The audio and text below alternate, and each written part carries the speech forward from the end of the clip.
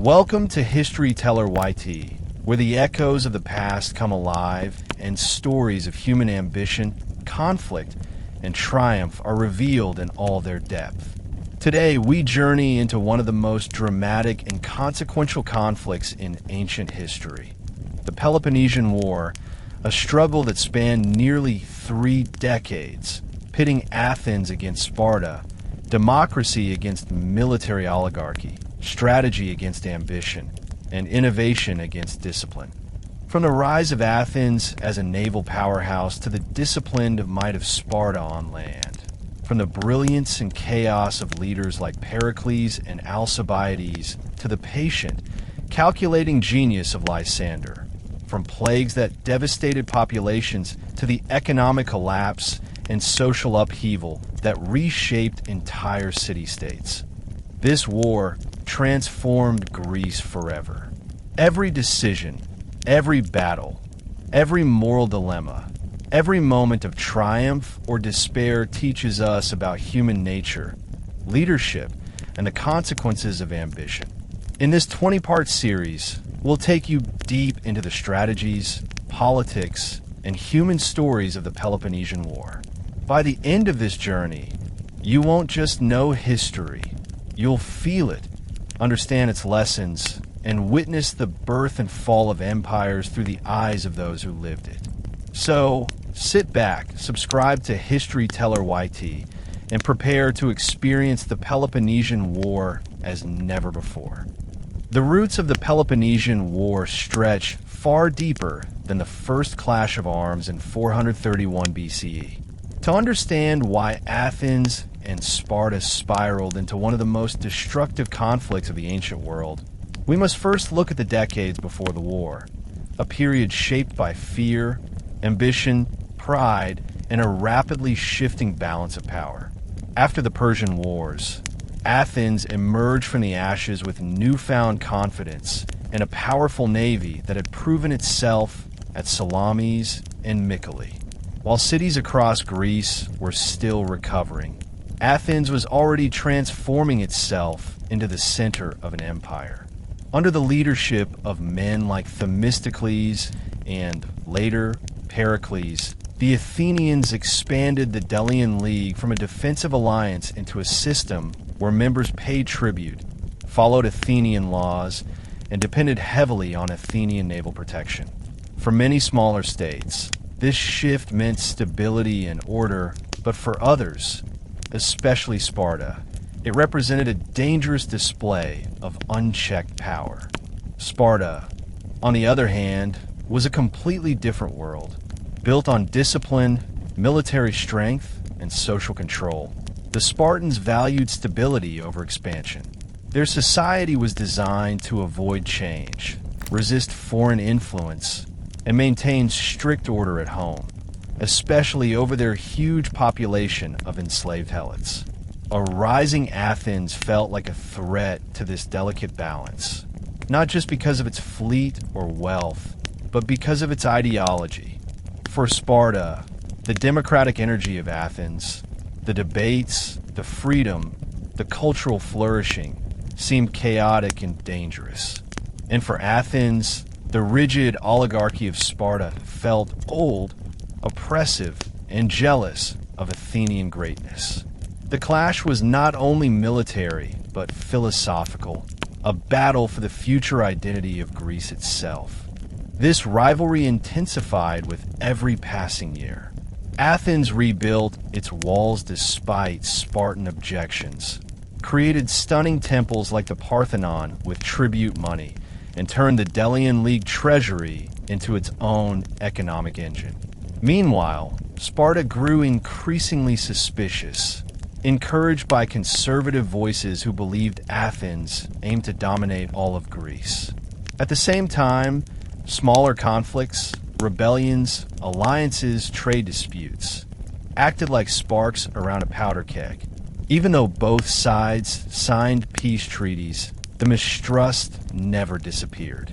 By the late 430s BCE, Greece stood divided into 2 massive blocks, the Athenian Maritime Empire and the Spartan-led Peloponnesian League. War felt inevitable, All it needed was the right trigger. And when it came, the entire Greek world would be dragged into a conflict that reshaped history. The immediate spark that would ignite the Peloponnesian War began in the smaller corners of Greece, in disputes involving Corinth, Corcyra, and Potidæa. These places might seem insignificant next to giants like Athens and Sparta, but their struggles revealed the growing tension across the region. Corinth, a powerful naval and commercial state allied with Sparta, felt increasingly overshadowed by Athens' rising influence at sea. Meanwhile, Corcyra, modern-day Corfu, once a Corinthian colony, had built its own strong navy and refused to bow to its mother city. When Corinth moved to force Corcyra back into obedience, Corcyra desperately sought help from Athens. This placed Athens in a difficult position. Supporting Corcyra risked angering Corinth and, by extension, Sparta. But refusing meant losing an opportunity to strengthen its strategic position. Ultimately, Athens sided with Corcyra, sending ships that helped defeat Corinth at the Battle of Sparta, one of the largest naval clashes before the official war even began. At the same time, another conflict unfolded at Potidæa, a city that was both a Corinthian colony and a member of the Athenian alliance. Athens demanded loyalty and ordered Potidæa to remove its Corinthian magistrates. Potidæa rebelled instead, gaining support from Corinth.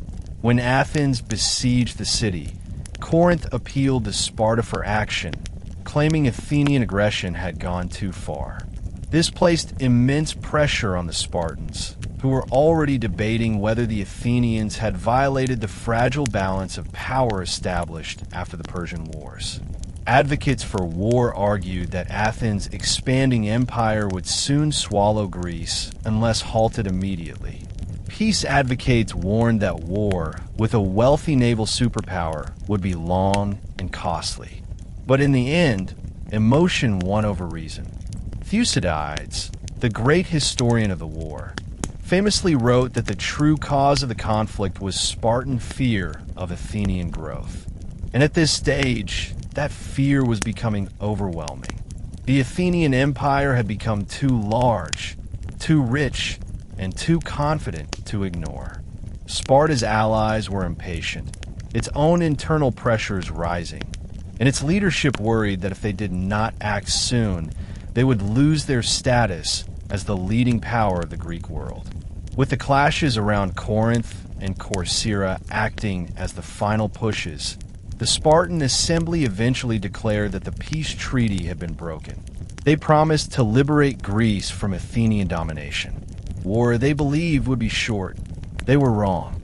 The decisions made in these early disputes would unfold into a conflict lasting nearly 3 decades, engulfing the entire region in destruction. When war was finally declared, the mood throughout Greece shifted dramatically. Smaller states began choosing sides. Old alliances were tested, and the political climate within Athens and Sparta became tense and uncertain. In Athens, Pericles stood before the people and argued that war should be fought on Athenian terms. He knew Sparta had the strongest land army in Greece, and that confronting them on open ground would be disastrous. Instead, his strategy relied on Athens' strengths, its navy, its walls, and its vast wealth from the Delian League. He urged the Athenians to pull their people inside the long walls, the massive fortifications that connected the city to its port, and avoid land battles completely. As long as Athens controlled the sea, it could supply the city, raid Spartan territories, and outlast the enemy. Sparta, meanwhile, prepared for a type of conflict very different from its usual disciplined, focused wars. Spartans were trained for quick, decisive battles, not long sieges or extended campaigns. But their allies, especially Corinth, pushed them to act swiftly. The Spartan plan was simple: invade Attica, burn Athenian farmland, and provoke the Athenians into fighting on land. They believed this damage would break Athenian morale and force them to surrender within a few years. Confident in their hoplite forces, they marched north with determination, unaware that their strategy was exactly what Pericles expected and had deliberately planned against. But beneath these confident political speeches and military preparations lay deeper tensions. Ordinary citizens in both cities feared what prolonged war would bring. Farmers knew their fields would be destroyed. Merchants worried about trade disruptions. Families dreaded separation and loss. And though leaders predicted a quick resolution, many sensed the truth. This war would change everything. Cultural ties, religious festivals, economic connections, all the threads linking Greek cities together, now risked being torn apart. The Peloponnesian War was not just a conflict between two states. It threatened the very structure of Greek civilization. And as the armies mobilized and fleets prepared to sail, no one could imagine the full scale of suffering, ambition, betrayal, and devastation that would unfold over the next 3 decades. When the Peloponnesian War officially began in 431 BCE, the Greek world braced itself for a storm unlike anything it had ever experienced. Sparta launched the first invasion of Attica under King Archidamus II, a calm and thoughtful leader who had long advised caution. Even though he personally believed Athens was too powerful to defeat quickly, he still honored the demands of the Peloponnesian League. With thousands of Spartan hoplites and allied forces marching behind him, Archidamus crossed the borders of Attica. His goal was to burn farms, destroy crops, and pressure the Athenians into fighting on land. This was the heart of the Spartan strategy: force Athens to defend its territory by engaging in a decisive land battle, the type of battle Sparta excelled in. But Pericles, standing firm on his strategy, ordered the Athenians to stay behind their long walls. He knew that the mighty Spartan phalanx would crush Athenian hoplites in open combat. So instead of fighting, the Athenians abandoned their countryside and moved inside the city and its fortified port. Tens of thousands of civilians packed into cramped spaces, carrying their belongings, livestock, and food supplies. For many, this was the first time they had ever seen Sparta's army so close to their homes, burning vineyards, cutting down olive trees, and leaving behind a trail of destruction. The sight was heartbreaking, and anger began to grow among ordinary Athenians. Many begged Pericles to let them fight, but Pericles stood firm. Athens must endure the initial suffering to ensure long-term victory. Meanwhile, the Athenian navy sailed out, carrying out raids across the Peloponnese. They attacked coastal cities, burned warehouses, disrupted trade, and spread panic among Spartan allies. The Spartan army, although unstoppable on land, could only watch as Athenian ships struck vulnerable targets far from their reach. This contrast between land and sea power became the defining pattern of the early war. Sparta dominated the fields of Attica, but Athens ruled the waves. However, the heavy concentration of people inside Athens created dangerous conditions. Crowded streets, cramped homes, polluted wells, and limited sanitation turned the city into a breeding ground for illness.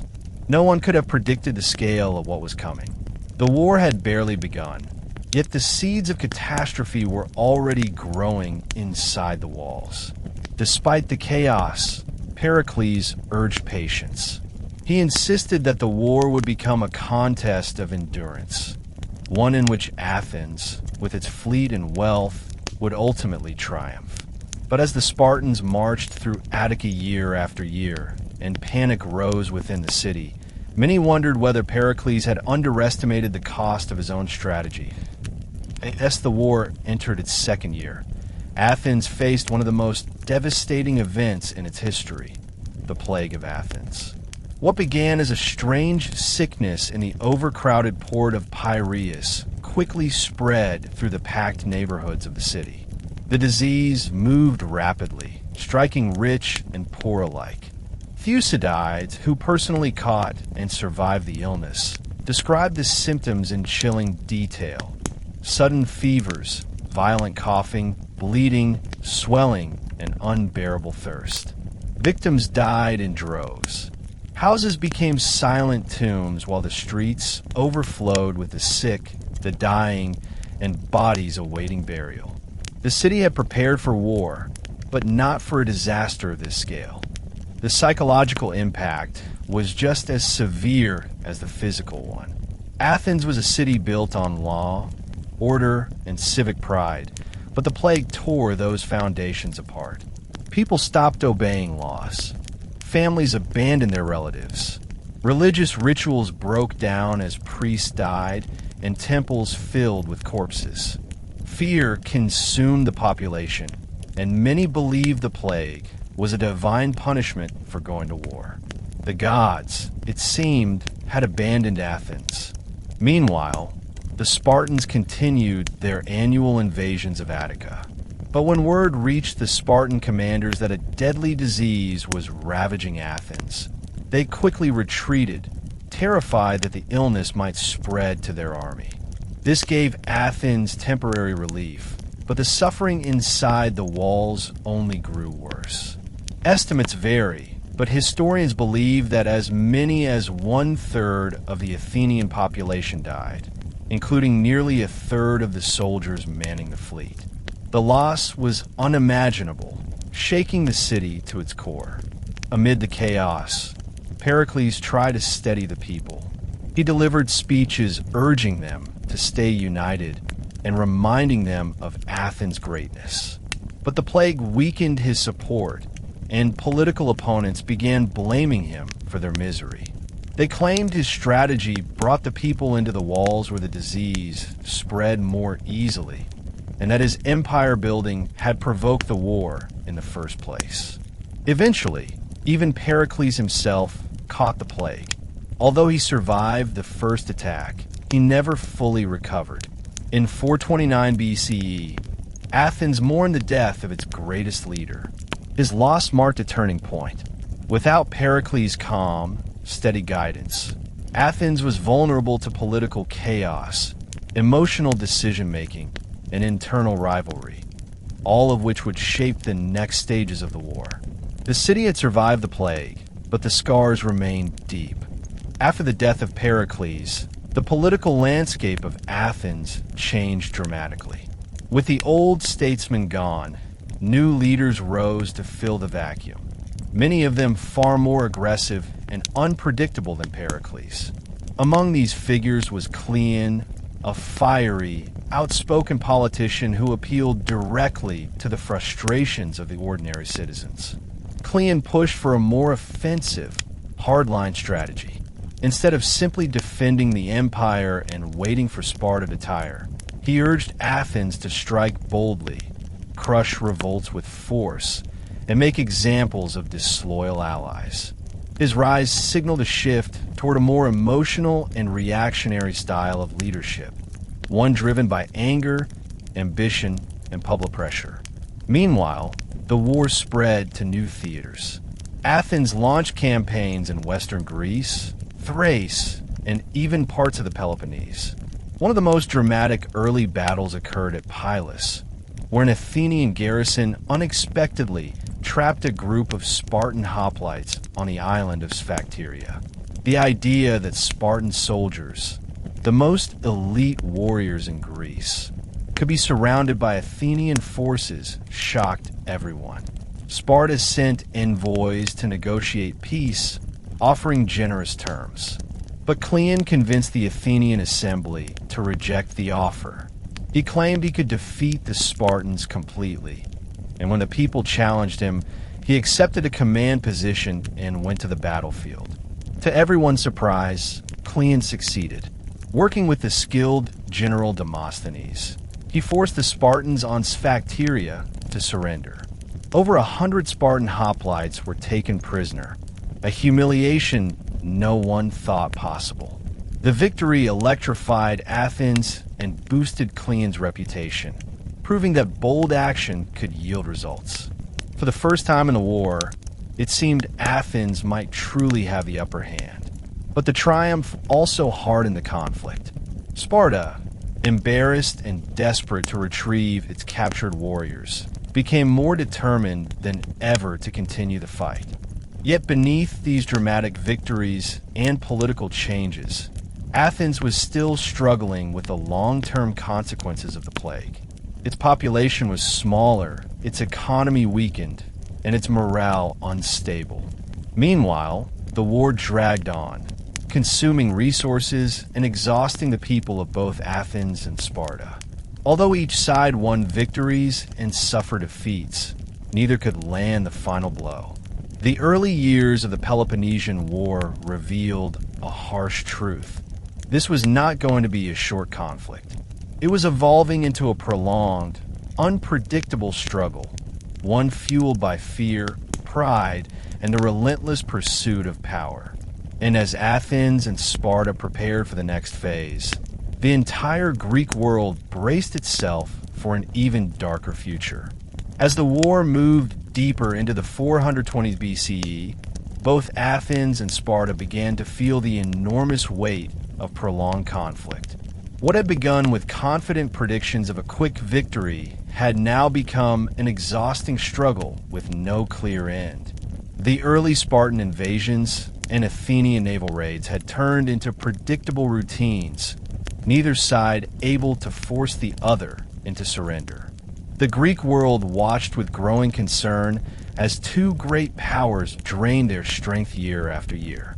Meanwhile, political tensions inside each city-state were rising sharply, influenced by ambitious leaders, shifting alliances, and the constant pressure of war. The balance of power was no longer stable.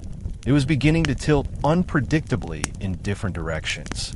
One major turning point came with the rise of the brilliant Athenian general Demosthenes. Unlike many other commanders, Demosthenes had a creative military mind. He did not simply follow traditional tactics. He looked for weaknesses, used geography in innovative ways, and took bold risks. His success at Pylos had proven his talent, and now he sought opportunities to further expand Athens' influence. He launched campaigns in western Greece, attempting to secure alliances and weaken Spartan supporters. Although not all of his operations were successful, his unconventional methods often surprised the enemy, adding new layers of complexity to the war. At the same time, Sparta faced its own internal challenges. The loss of Spartan soldiers at Sphacteria had deeply shaken the confidence of the Peloponnesian League. Spartan warriors were supposed to be unbeatable, disciplined, fearless, and unwavering. Their surrender shattered that image and emboldened Athens. Many within Sparta blamed their leaders for failing to respond decisively. Others worried that the Helots, the enslaved population who constantly threatened rebellion, might take advantage of Spartan weakness. The fear of internal uprising always haunted Sparta, shaping every major decision and limiting how many soldiers they could send far from home.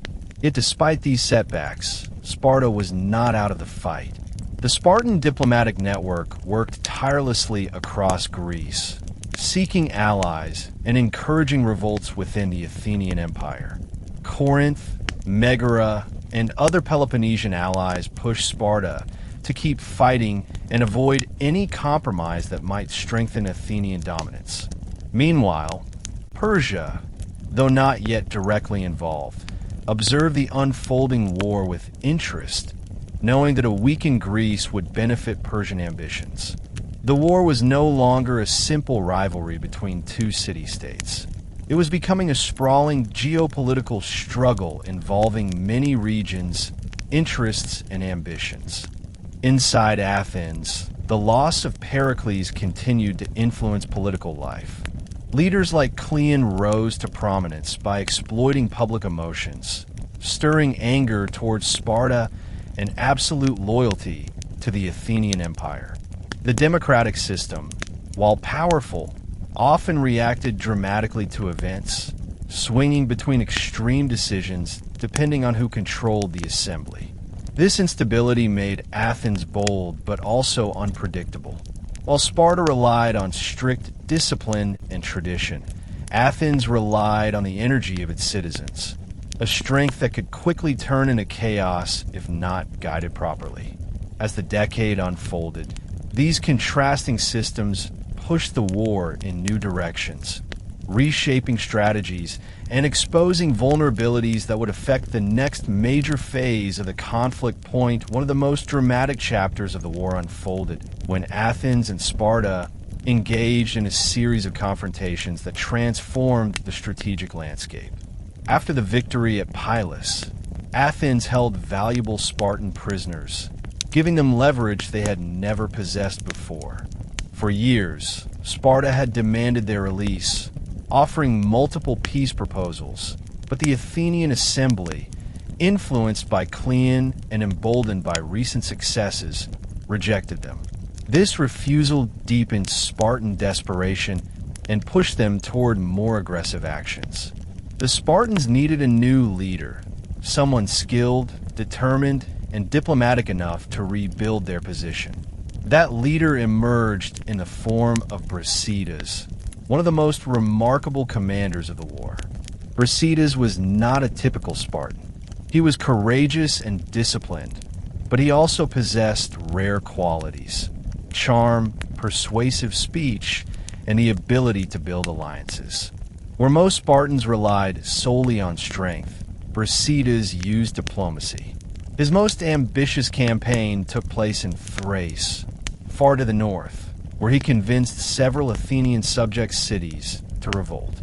Among them was Amphipolis, a critical Athenian colony rich in timber, silver, and strategic importance.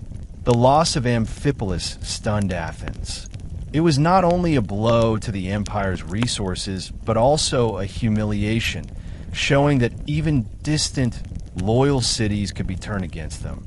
In response, Athens sent a general to confront Brasidas, none other than Thucydides, the historian himself. However, he arrived too late to save Amphipolis. This failure contributed to his exile, during which he wrote his famous account of the war. Meanwhile, the presence of Brasidas in Thrace threatened Athens' entire northern empire. For the first time in years, Sparta had the momentum. If Brasidas could keep rallying revolts, Athens would lose vital allies, resources, and prestige. Back in Athens, Cleon continued to push for aggressive action. Eventually, the two men, Cleon and Brasidas, would face each other directly in the Battle of Amphipolis in 422 BCE. This battle proved decisive. Cleon, inexperienced in military command, attempted a risky maneuver that failed disastrously. Brasidas launched a brilliant counterattack, routing the Athenian forces. However, in the chaos, both Cleon and Brasidas were killed. Their deaths removed the two strongest voices pushing for continued war on each side. Cleon's aggressive influence on Athens was gone, and Brasidas' successful northern campaign had come to a sudden end. With these powerful figures no longer shaping policy, moderates on both sides gained influence. In Sparta, leaders hoped to secure the return of their prisoners from Sphacteria. In Athens, many citizens were exhausted from years of war, plague, and economic strain. Both sides saw an opportunity for compromise. The political atmosphere shifted dramatically, creating the perfect environment for peace negotiations. These events set the stage for one of the most significant diplomatic agreements of the war, a peace that many hoped would finally end the suffering, though history would reveal it to be only a temporary pause. Following the chaos and destruction of the early 420s BCE, both Athens and Sparta found themselves in a rare moment of mutual exhaustion. Each side had tasted victory and defeat, had lost key leaders, and had watched the war drain their economies and morale. With Cleon and Brasidas gone, the political extremes in both cities weakened, allowing more moderate voices to guide decision-making. This shift paved the way for a remarkable moment in Greek history: the negotiation of the Peace of Nicias in 421 BCE, named after the Athenian general and statesman Nicias. This treaty represented a sincere, if fragile, attempt to halt a conflict that had consumed Greece for nearly a decade. Nicias was a cautious, deeply religious man who opposed reckless military adventures. He believed Athens needed stability, recovery, and time to rebuild after the plague and years of costly campaigns. His influence shaped the peace negotiations. Sparta, too, saw advantages in peace. The return of their prisoners from Sphacteria was a top priority, and many Spartan leaders knew that continued war could destabilize their society, especially with the constant fear of Helot revolt. Thus, for the first time in years, Athens and Sparta found common ground. The Peace of Nicias aimed to restore the balance that had existed before the war. It required both sides to return captured territories, release prisoners, and honor each other's alliances. In theory, it was supposed to last 50 years, but in practice, it was full of complications. Many of Sparta's allies, particularly Corinth and Megara, refused to accept the treaty, feeling that Sparta had betrayed them. Meanwhile, in Athens, some citizens doubted Sparta's commitment to peace. Old wounds and grudges were not easily forgotten. The result was an uneasy calm, a peace that existed more on paper than in reality. Despite these challenges, the treaty did provide temporary relief. The invasions of Attica stopped, naval raids decreased, trade slowly revived, and people began repairing their homes and farms. However, beneath this surface of normalcy, the geopolitical tensions that had caused the war remained unresolved. Both sides suspected the other of plotting to regain advantage. Allies moved independently. New powers were rising, and although Nicias hoped the peace would be a lasting one, history would prove him tragically mistaken. The next major phase of the war, driven by ambition, deception, and one of the most disastrous military expeditions in Greek history, would shatter any illusion of lasting peace. The Peloponnesian War was far from over. It was merely preparing to enter its most dramatic and destructive stage, a stage that would push Athens to the edge of ruin and forever alter the course of the ancient world. The Peace of Nicias, signed in 421 BCE, was meant to heal the wounds that had torn the Greek world apart. But almost from the moment the ink dried, cracks began forming beneath the surface. The treaty promised a 50-year peace, yet even the most optimistic citizens knew that such a long period of harmony was nearly impossible between two powers as fundamentally opposed as Athens and Sparta. Their political systems were different, their priorities clashed, and their networks of alliances remained tangled in unresolved tensions. What the treaty truly offered was not a lasting solution, but a temporary pause, a chance to breathe, regain strength, and reconsider strategy. Inside Athens, the treaty brought mixed feelings. Many citizens, traumatized by years of war, plague, and destruction, welcomed peace. Farmers returned to their ruined fields, merchants reopened trade routes, and families attempted to rebuild their lives. But others, especially younger Athenians who had grown up hearing stories of empire, naval glory, and Athenian superiority, felt restless.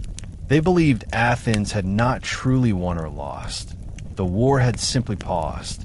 For them, peace meant untapped opportunity, especially as Athens remained wealthy, powerful, and ambitious. One of the rising figures who embodied this ambition was Alcibiades. Charismatic, brilliant, wealthy, and dangerously persuasive, Alcibiades was the opposite of Nicias. While Nicias valued caution and diplomacy, Alcibiades loved risk, adventure, and prestige. His speeches electrified the assembly, especially younger citizens who admired his confidence and his insistence that Athens should shape the Greek world according to its own vision. Alcibiades believed the peace of Nicias was a mistake, not because it was unfair, but because it prevented Athens from using its full power. To him, peace was nothing more than a waiting room before the next great mission. Meanwhile, Sparta was grappling with its own internal contradictions. Although the treaty promised the return of Spartan prisoners and the restoration of lost territories, several of Sparta's allies refused to comply. Corinth, Megara, and Boeotia rejected the peace entirely, arguing that Sparta had sacrificed their interests to gain its own advantage.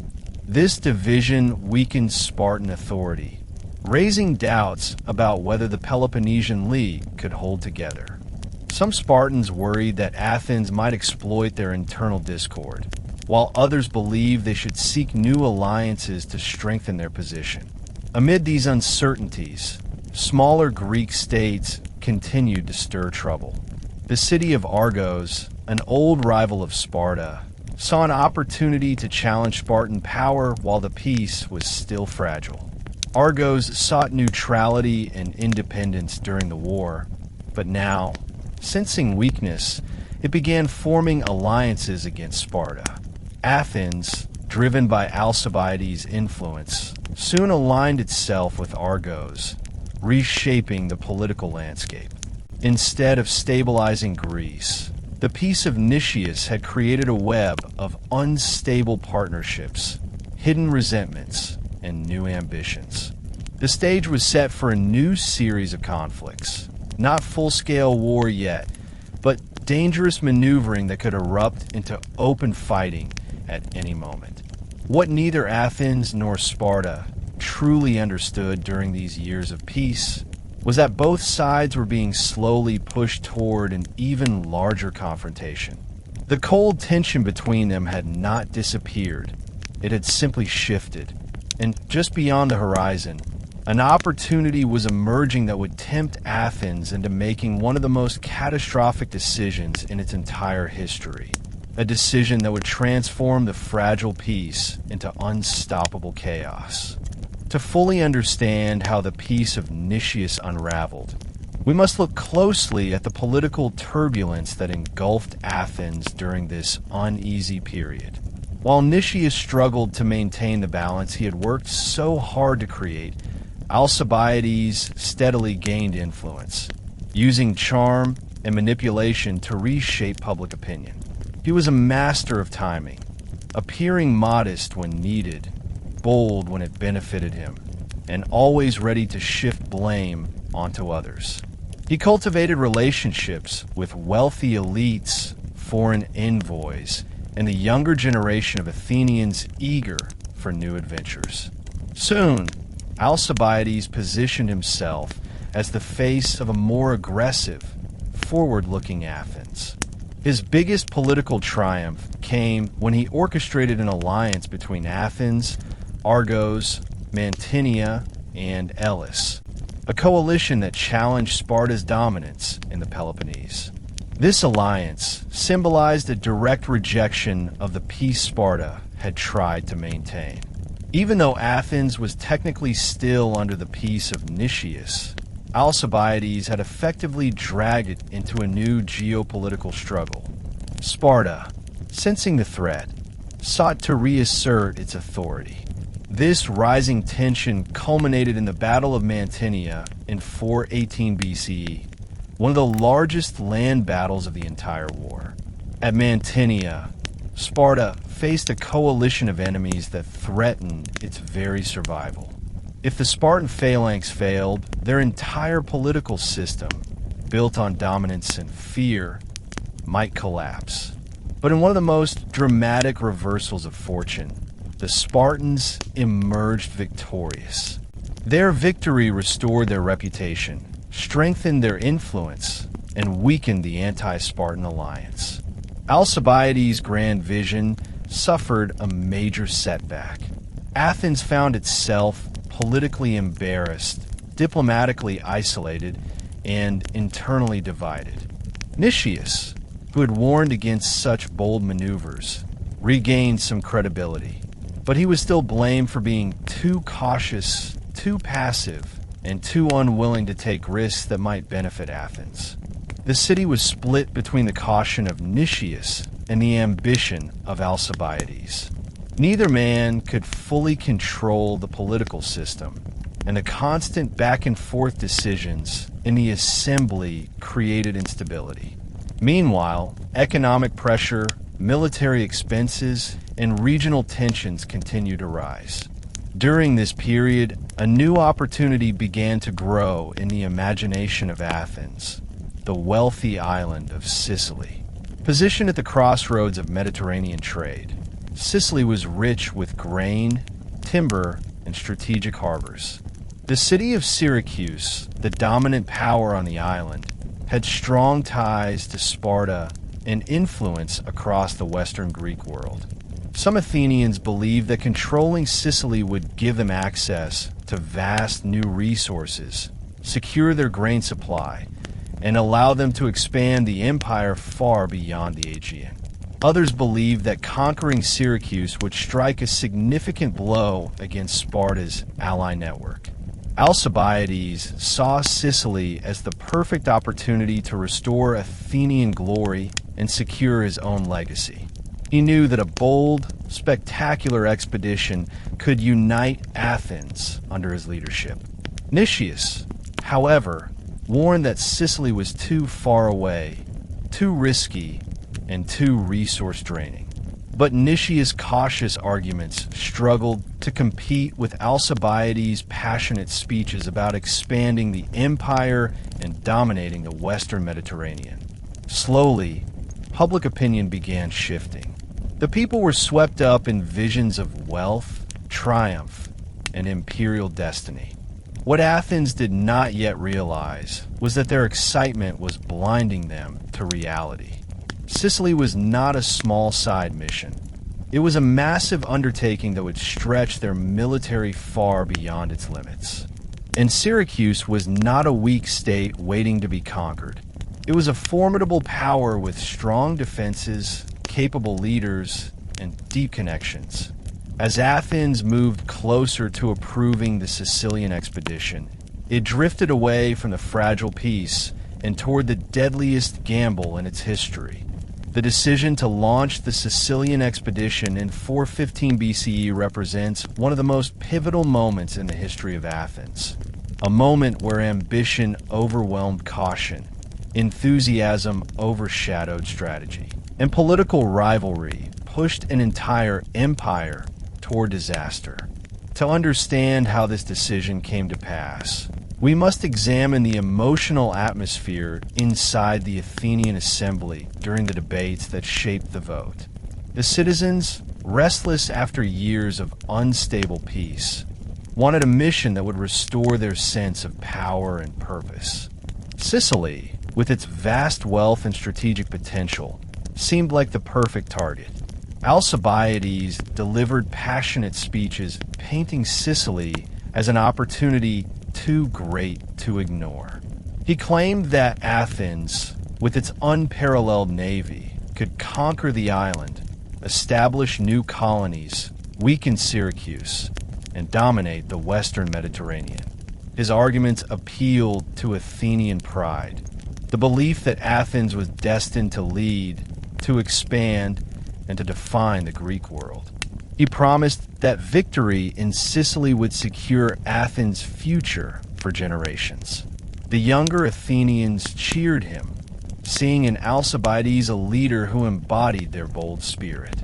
Nicias, however, took a stand against the expedition. In one of the most honest and direct speeches of his career, he warned that Sicily was too distant, its cities too powerful, and the risks too enormous. He argued that Athens was still recovering from a plague, the war, and political division. He stressed that Athens should protect its current empire instead of overextending itself. But the assembly had already been swept away by excitement. Seeing that his argument was failing, Nicias made a desperate attempt to shock the people back into caution. He exaggerated the size of the force needed to conquer Sicily, hoping the massive cost would discourage approval. But the opposite happened. Instead of backing down, the assembly became even more enthusiastic. If conquering Sicily required a giant fleet, then they would build a giant fleet. If it required thousands of soldiers, they would send thousands. Instead of scaring the people, Nicias' warning fueled their ambition. The Athenians voted overwhelmingly in favor of the expedition, and, in a cruel twist of fate, assigned both Nicias and Alcibiades as commanders. Two men who disagreed on everything, bound together in a mission neither could control. In the days leading up to departure, Athens was consumed by preparation. Triremes were polished, weapons sharpened, and supplies gathered. Elders reminisced about the glory of past naval triumphs, while young soldiers dreamed of fame. The whole city buzzed with excitement, a dangerous excitement that drowned out reason. But just as everything seemed ready, a shocking scandal rocked the city. The mutilation of the Herms, sacred statues placed throughout Athens. The faces on the statues were defaced during the night, and the city erupted in panic. Religious fears swept through the population, and suspicion quickly fell on Alcibiades, whose wild lifestyle and political enemies made him an easy target. Alcibiades demanded an immediate trial to clear his name, but his enemies stalled, waiting for him to sail so they could accuse him without his defense. Thus, the Sicilian expedition set sail under a cloud of political danger. The fleet that left Athens was one of the largest forces the city had ever assembled. An armada fueled by ambition, pride, and a deep misunderstanding of the challenge ahead. Crowds gathered at the harbor, cheering as the ships departed in formation, unaware that they were witnessing the beginning of a tragedy that would shake Athens to its core. The peace that Nicias had worked so hard to create was shattered. The next phase of the Peloponnesian War was about to begin, a phase defined by betrayal, miscalculation, and catastrophic loss. As the Peloponnesian War entered its next stage, the tone of the entire conflict shifted from cautious calculation to a grim struggle for survival.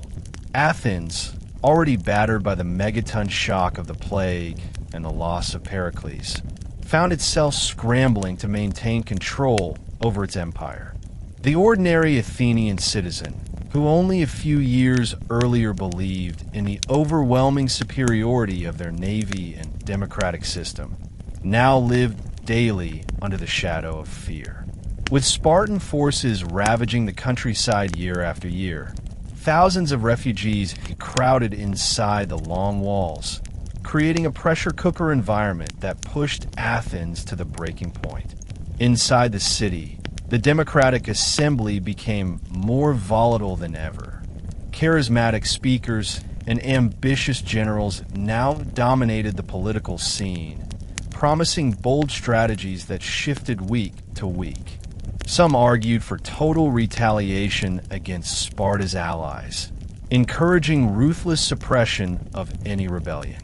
Others demanded negotiation, claiming Athens was too weak to continue the war endlessly. This internal division became a major weakness, often causing Athens to take reckless actions simply because a persuasive order managed to rile up the assembly for a single afternoon session. Meanwhile, Sparta began to understand something significant. They could not defeat Athens just by burning crops. That tactic had psychological impact, but didn't crush the Athenian navy, which still ruled the sea. Sparta needed new ways to strike at Athens, methods that would reach beyond simple land raids. So they began diplomacy of their own, contacting Persia, the historic enemy of all Greeks, to see whether an alignment might be possible. Persia, watching Greece tear itself apart, saw an opportunity to weaken both major powers without lifting much effort. On the side of Corinth, Megara, and other Peloponnesian states, resentment boiled. These allies believed Athens was a poisonous threat to Greek freedom itself. To them, destroying Athenian influence was not just a political necessity, it was a moral crusade. Their leaders constantly pushed Sparta to adopt riskier strategies, arguing the war would drag on forever unless Sparta changed tactics and began contesting Athenian power outside traditional battle zones. Thus, the war expanded in both ambition and brutality. What had started as a primarily Greek conflict was turning into a complex, globalized struggle involving distant regions, supply routes, and diplomatic chess moves. Athens and Sparta both realized they were no longer fighting just for territory, but for survival, reputation, and ideological dominance across the ancient world. And neither side was willing to blink first. With Pericles gone, Athens needed fresh leadership, and it got it in the form of Cleon, a fiery, aggressive politician who spoke directly to the fears and frustrations of ordinary citizens. Cleon had no aristocratic background, which made him especially appealing to the democratic masses. He promised glory, revenge, and decisive action, confidently claiming that Athens had not yet unleashed its true strength. His harsh style earned him both passionate supporters and fierce enemies. But one thing was certain: Cleon pushed Athens toward a far more aggressive and uncompromising version of the war. Cleon's most significant rival on the Spartan side was Brasidas, a commander unlike any Sparta had produced in decades. Intelligent, daring, and unusually charismatic, Brasidas preferred swift, unconventional tactics over the slow, rigid style of typical Spartan warfare. He understood that the key to weakening Athens was not merely attacking its land, but targeting its allies, especially those in northern Greece who supplied the empire with critical resources. Brasidas' campaigns were strategic masterpieces, pulling many regions away from Athenian influence without requiring massive armies. This set the stage for one of the strangest chapters in the war, a duel between two men who, although never meeting one-on-one, shaped much of the conflict through their bold decisions. Under Cleon's influence, Athens launched a series of aggressive counterattacks, trying to reclaim lost territory and punish rebel states. Meanwhile, Brasidas moved like a phantom through the north, inspiring rebellions and establishing Spartan-friendly governments. Both men became symbols of their respective cities. Cleon represented fiery democracy in its most extreme form, powerful, emotional, and willing to gamble everything on bold choices. Brasidas, in contrast, embodied a new kind of Spartan hero, mixing bravery with diplomacy in ways that traditional Spartan elders did not fully understand. Eventually, fate pushed both leaders toward a final confrontation in Amphipolis, a strategically vital city. Their clash would become one of the defining moments of the entire Peloponnesian War, a moment when two personalities, rather than two states, determined the direction of history. But before that battle unfolded, the war continued to spiral outward, drawing new states, new strategies, and even new continents into its shadow. Amphipolis was more than just another city. It was one of the richest and most strategically important locations in the entire Athenian Empire.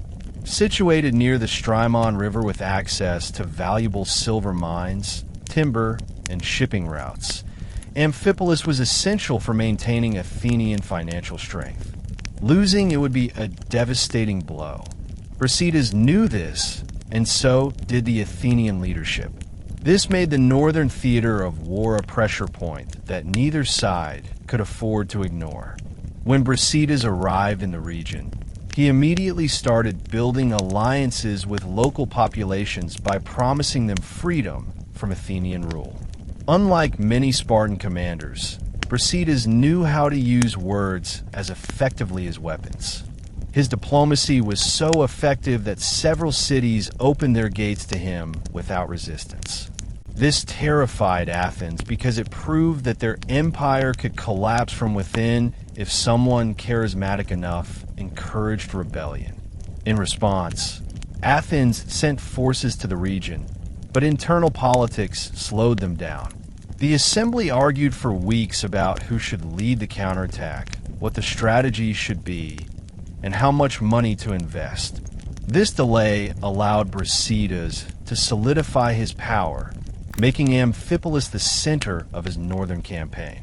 When Athens finally acted, it was Cleon who stepped forward, claiming he alone had the courage to face Brasidas directly. The build-up to the confrontation at Amphipolis was tense. Both leaders understood the stakes. A victory here could shift the war dramatically. Cleon wanted to prove he was the savior Athens needed. Brasidas wanted to show Sparta that unconventional warfare could win the entire war. When the battle finally erupted, it was fast, intense, and chaotic. Brasidas launched a brilliantly timed attack, catching Cleon's forces completely off guard. The Athenian army panicked, and many fled the battlefield. Both Cleon and Brasidas were killed. Cleon struck down while retreating, and Brasidas dying heroically after leading the charge. Their deaths had an immediate impact. Without Cleon's fiery aggression and without Brasidas' cunning brilliance, both Athens and Sparta suddenly lacked strong voices pushing the war forward. Leaders on both sides began whispering that maybe the war had gone too far, cost too much, and needed a pause. This tragic confrontation became a turning point, eventually opening the door to the short-lived peace of Nicias and temporarily cooling the flames of a war that had already consumed a generation. But of course, the Peloponnesian War was far from over. The deadliest chapters were still to come. After the deaths of Cleon and Brasidas, the Peloponnesian War entered a period of exhausted reflection. Both Athens and Sparta were bleeding economically, politically, and emotionally.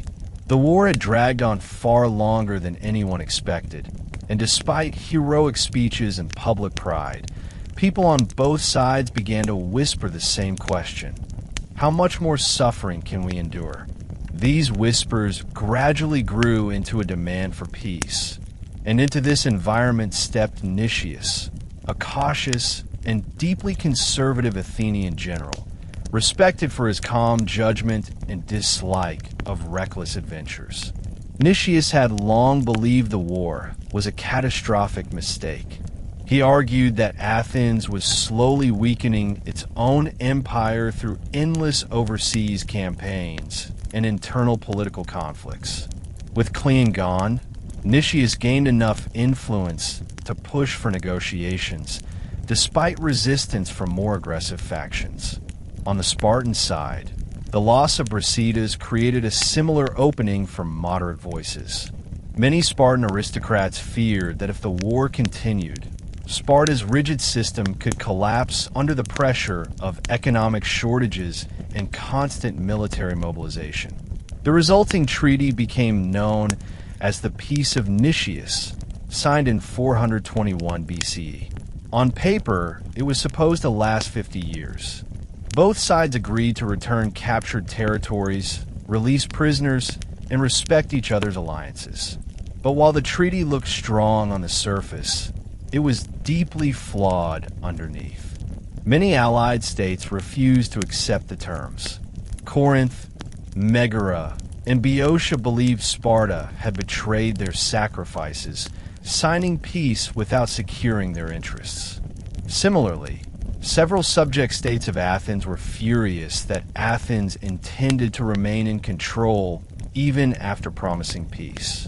A critical portion of the Greek world saw the treaty not as a mutual agreement, but as a temporary bandage forced by exhaustion.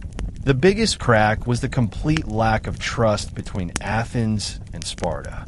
Even though they signed the treaty, neither really believed the other would honor it.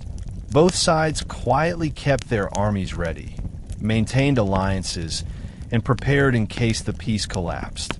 It was peace in name only, a fragile truce balanced on fear, suspicion, and political pressure.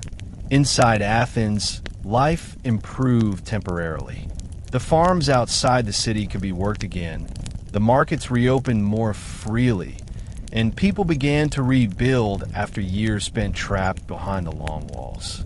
But the political climate remained unstable. Several younger leaders, especially Alcibiades, despised the treaty and believed Athens should not settle for peace when it had the strength to dominate Greece. Alcibiades began maneuvering behind the scenes, undermining Nicias and stirring up ambition among the younger soldiers and strategists. Thus, while the peace of Nicias seemed like a hopeful turning point, it actually served as a transition period, a calm before the storm. The deeper structural issues between Athens and Sparta remained unresolved. Neither side had won the war, neither side felt secure, and both sides quietly prepared for the next stage of the conflict. This temporary peace would become the foundation for decisions that would once again plunge Greece into intense warfare, ultimately leading to one of the most catastrophic military expeditions in ancient history. Alcibiades was one of the most controversial and magnetic figures in the ancient world. Born into a wealthy aristocratic family and raised in the home of Pericles himself, he possessed extraordinary charm, intelligence, and self-confidence.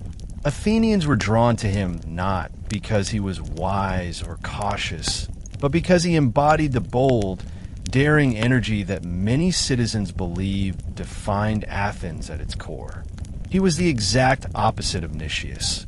Impulsive where Nicias was measured, adventurous where Nicias was cautious, and ambitious where Nicias was humble. During the Peace of Nicias, Alcibiades became a rising political star. He cleverly exploited dissatisfaction among Athenian allies and resentment among Sparta's allies. Alcibiades hated the idea of peace because he believed Athens could still become the supreme power in Greece, something a long peaceful period would prevent. He appealed to the younger generation, claiming Athens must not lose its momentum or allow Sparta to regroup. In his view, the treaty weakened Athens' prestige and allowed enemies to recover. One of Alcibiades' boldest political maneuvers was his attempt to create a grand alliance against Sparta by bringing together Athens, Argos, Mantinea, and Elis. This alliance aimed not just to protect Athens, but to encircle and weaken Sparta. Many Athenians supported the idea because it seemed like an opportunity to shift the balance of power permanently. Nicias opposed the plan, arguing that Athens risked reopening the war and creating more instability. But Alcibiades' charisma won over the assembly, and Athens joined the alliance. Sparta immediately recognized Alcibiades as a dangerous threat. His brilliance in diplomacy and strategy made him a far more unpredictable opponent than Nicias. His actions also deepened the divisions within the Greek world, polarizing city-states that were already suspicious of one another. The result was a series of escalating tensions that eventually led to renewed conflict, particularly the Battle of Mantinea, which became the largest land battle of the entire war thus far. Although Sparta won the battle, it did not destroy Alcibiades' influence in Athens. In fact, his reputation grew stronger. Many Athenians admired his boldness and increasingly believed Athens should pursue aggressive expansion rather than cautious diplomacy. This changing political mood would soon lead Athens toward one of the most dramatic and disastrous decisions in its entire history. A decision driven largely by Alcibiades' persuasive power and grand vision. Nicias watched all of this unfold with dread. He saw clearly that Athens was drifting toward danger, seduced by Alcibiades' promises of glory. He feared that the peace he had struggled to create would not survive, and that Athens would once again find itself fighting a war it could not win. But Nicias lacked the political force to stop Alcibiades. The stage was now set for the single most catastrophic military expedition Athens had ever launched, the Sicily campaign. The Sicilian expedition remains one of the most infamous military operations in the ancient world. A grand disaster so massive that historians still study it as an example of how ambition can overwhelm logic. The seeds of this tragedy were planted during the Peace of Nicias, when Athens found itself restless and hungry for new opportunities. Many Athenians felt that their empire needed to continue expanding to maintain its dominance. Others believed the war with Sparta might flare up again, and that Athens needed more resources and allies. Then came the request from Egesta, a small city on the island of Sicily, pleading for help in a local conflict against nearby Selinus and Syracuse. The appeal seemed minor at first, but Alcibiades immediately saw it as an opportunity to achieve something monumental. Conquering Sicily, weakening Syracuse, and establishing Athenian influence across the Western Mediterranean. If successful, Athens would gain access to vast resources, strategic positions, and new naval bases, making it nearly impossible for Sparta or anyone else to challenge them. Alcibiades presented a passionate and persuasive argument to the Athenian assembly. He promised that Sicily would be an easy victory, that the cities there would eagerly support Athens, and that Syracuse was far less powerful than people believed. His confidence captivated the audience, especially the younger citizens who dreamed of expanding Athens' empire. Nicias, however, strongly opposed the plan.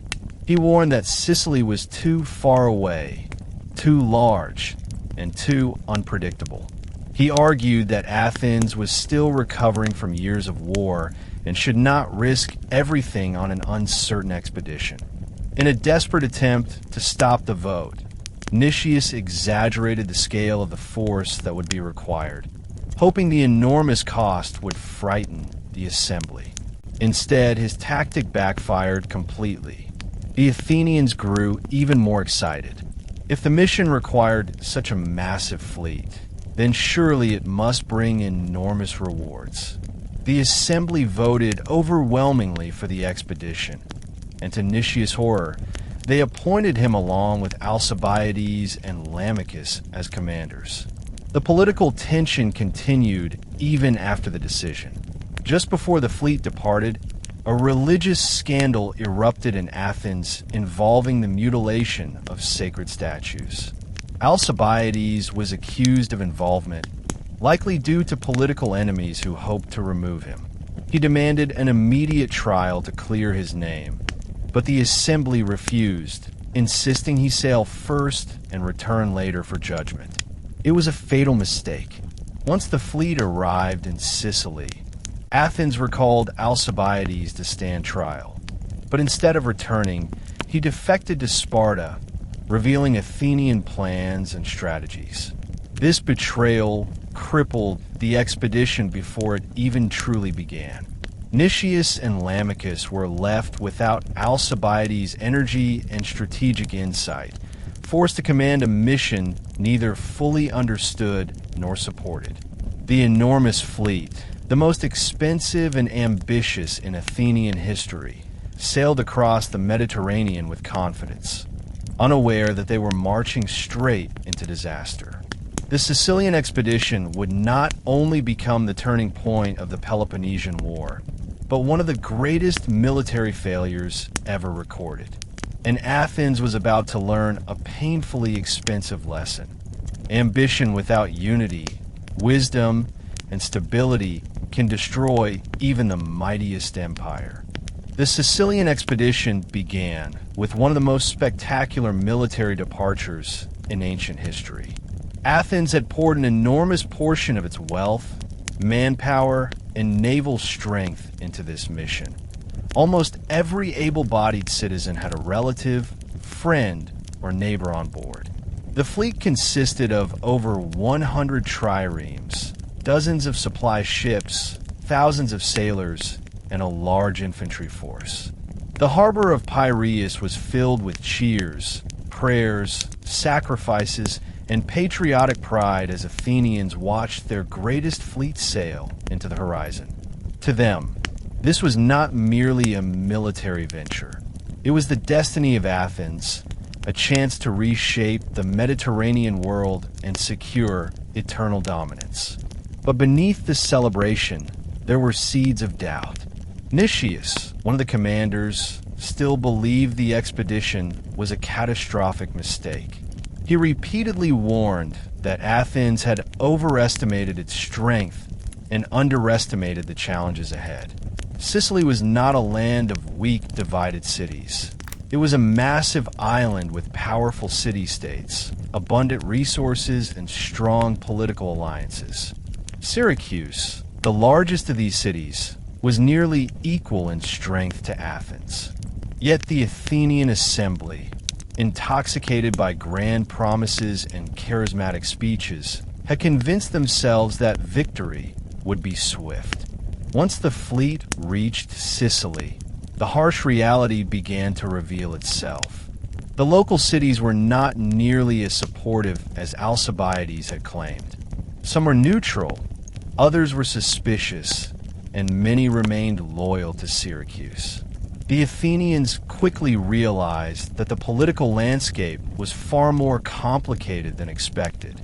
Even the long voyage itself had taken a toll. Maintaining the enormous fleet required constant supplies, and the logistical challenges grew clearer with each passing day.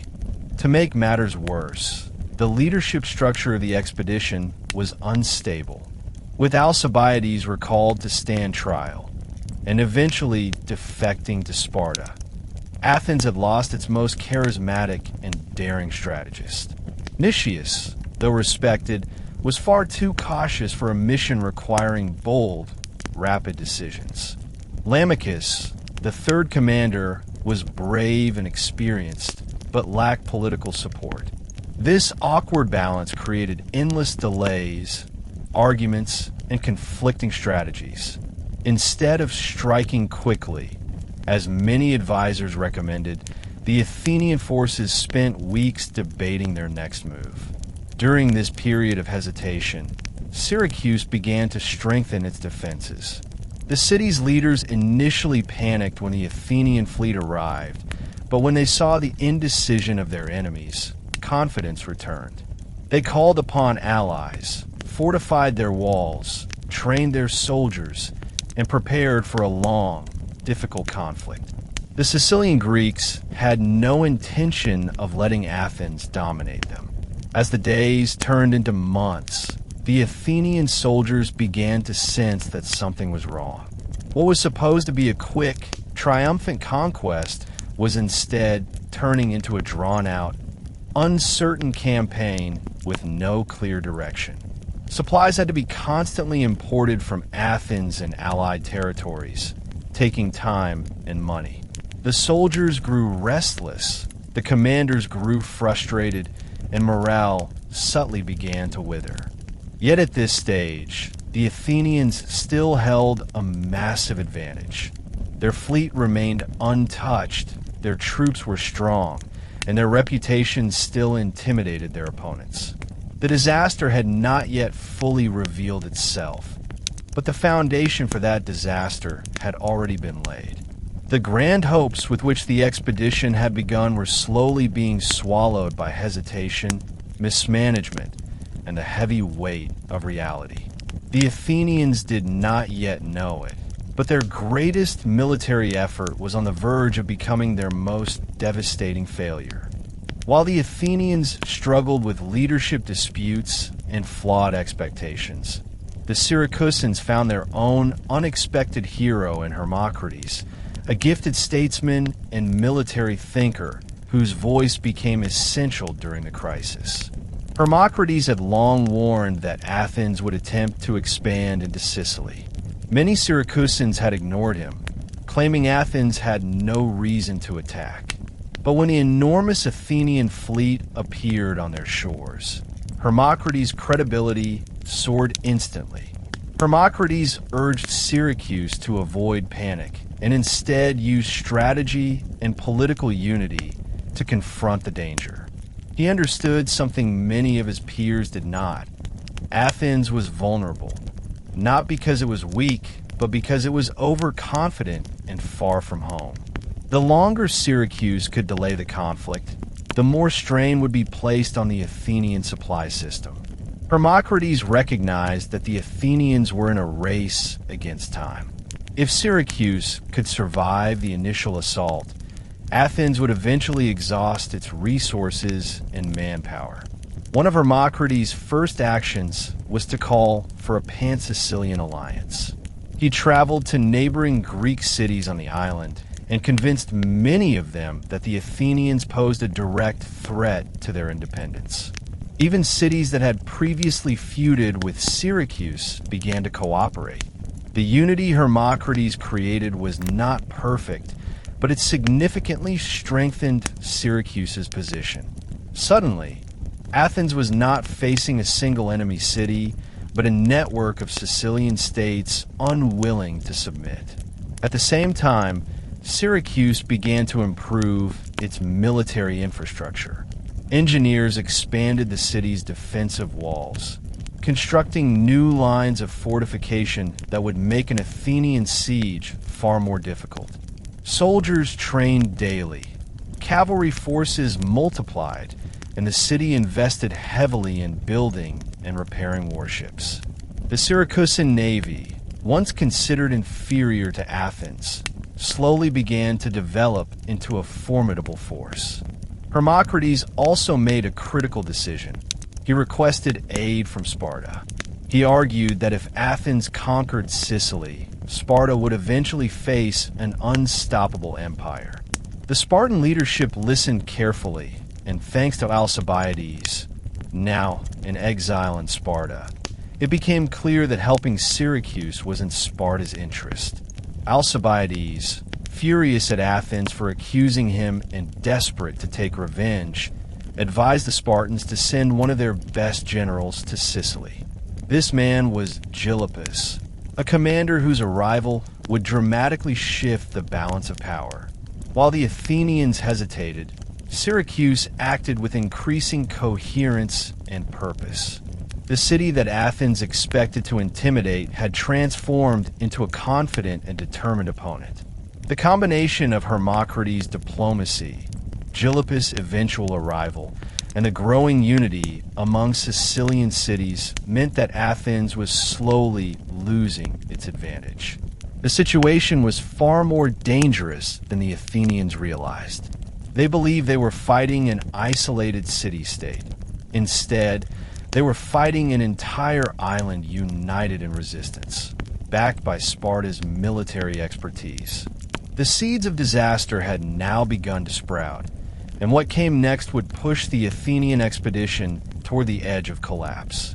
After months of hesitation, internal conflict, and failed diplomatic efforts, the Athenians finally committed to a major action, laying siege to Syracuse.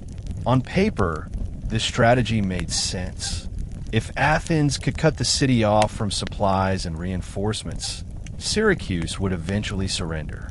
But the execution of the plan was disastrously slow, hampered by unnecessary caution and poor coordination. Nicias, still the primary commander, insisted on moving carefully and avoiding unnecessary risk. This cautious approach allowed Syracuse valuable time to continue strengthening its defenses. The Athenians managed to build several lines of walls designed to encircle the city, but Syracuse responded by constructing counterwalls to break the siege. Every time Athens built forward, Syracuse blocked them. Every time Athens tried to surround the city, Syracuse prevented it. The result was a drawn-out engineering battle requiring immense manpower, time, and resources, all while Sicily's political climate grew increasingly hostile toward Athens. During the siege, Lamachus emerged as the only commander willing to take decisive action. He argued that Athens needed to strike boldly and overwhelm Syracuse before help arrived. Lamachus proposed using the fleet to launch sudden attacks and cutting off the city more aggressively. Unfortunately, Nicias consistently opposed these ideas. The political tension between them slowed operations and caused multiple missed opportunities that might have secured victory early on. Finally, Lamachus acted. In one daring maneuver, he personally led a rapid assault to capture a key Syracusan position. The attack was nearly successful, and the Athenians seemed on the verge of gaining a crucial advantage. But in the chaos of battle, Lamachus found himself isolated with only a handful of men. A sudden Syracusan counterattack overwhelmed them, and Lamachus was killed. His death was a devastating blow. With the boldest and most decisive leader gone, Nicias became the sole commander, exactly the situation that Athens should have avoided. Nicias, already ill and emotionally exhausted, begged the Athenian assembly for reinforcements or permission to retreat. But Athens refused to acknowledge the severity of the situation. They ordered him to stay and promised more troops that would arrive far too late.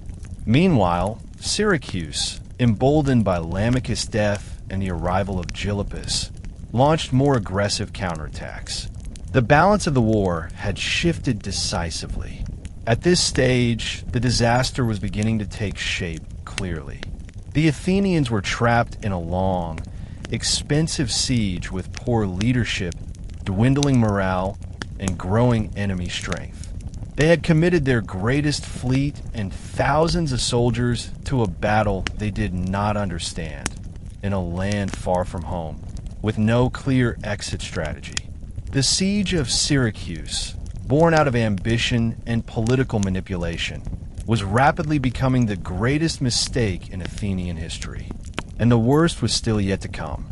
As the war moved into its later years, Athens found itself standing at a dangerous crossroads that few of its leaders fully understood. The empire that once spread across the Aegean like a glittering net of wealth and confidence was slowly transforming into a shaky structure held together by intimidation, fear, and desperate resource gathering. Every island revolt, every rebellious tribute city, every delayed shipment of grain forced Athens to stretch itself thinner and thinner across the sea. And while the Athenians still possessed the greatest fleet in Greece, the losses suffered in Sicily had changed the psychological balance of the conflict. For the first time, Sparta sensed that the Athenians were not invincible. For the first time, Persia took interest in directing gold and alliances towards Sparta instead of fearing Athenian naval power. And for the first time, Athens began to behave like an exhausted empire rather than a confident democratic power. Inside the city walls, the people were divided. Some believed Athens should double down, rebuild the fleet, send more commanders to reclaim lost influence, and demonstrate that the city was still a dominant naval superpower. Others argued for diplomacy, claiming that Athens was bleeding itself dry in an endless struggle that neither side could decisively win. The assembly grew louder, the debates more violent, and the line between democracy and mob rule grew thinner. The shadow of the Sicilian disaster haunted every discussion, and the ghosts of the thousands who had died in Syracuse seemed to whisper warnings across the agora. Even ordinary citizens, once proud of Athens' cultural brilliance and intellectual identity, began to feel the weariness settle on their shoulders. Life became more expensive, scarcity increased, and the fear of Spartan invasion remained ever present in the back of everyone's mind. Meanwhile, Sparta, practical, disciplined, and relentless, was transforming as well. Their alliance with Persia meant they finally had access to a source of funding that Athens could not match.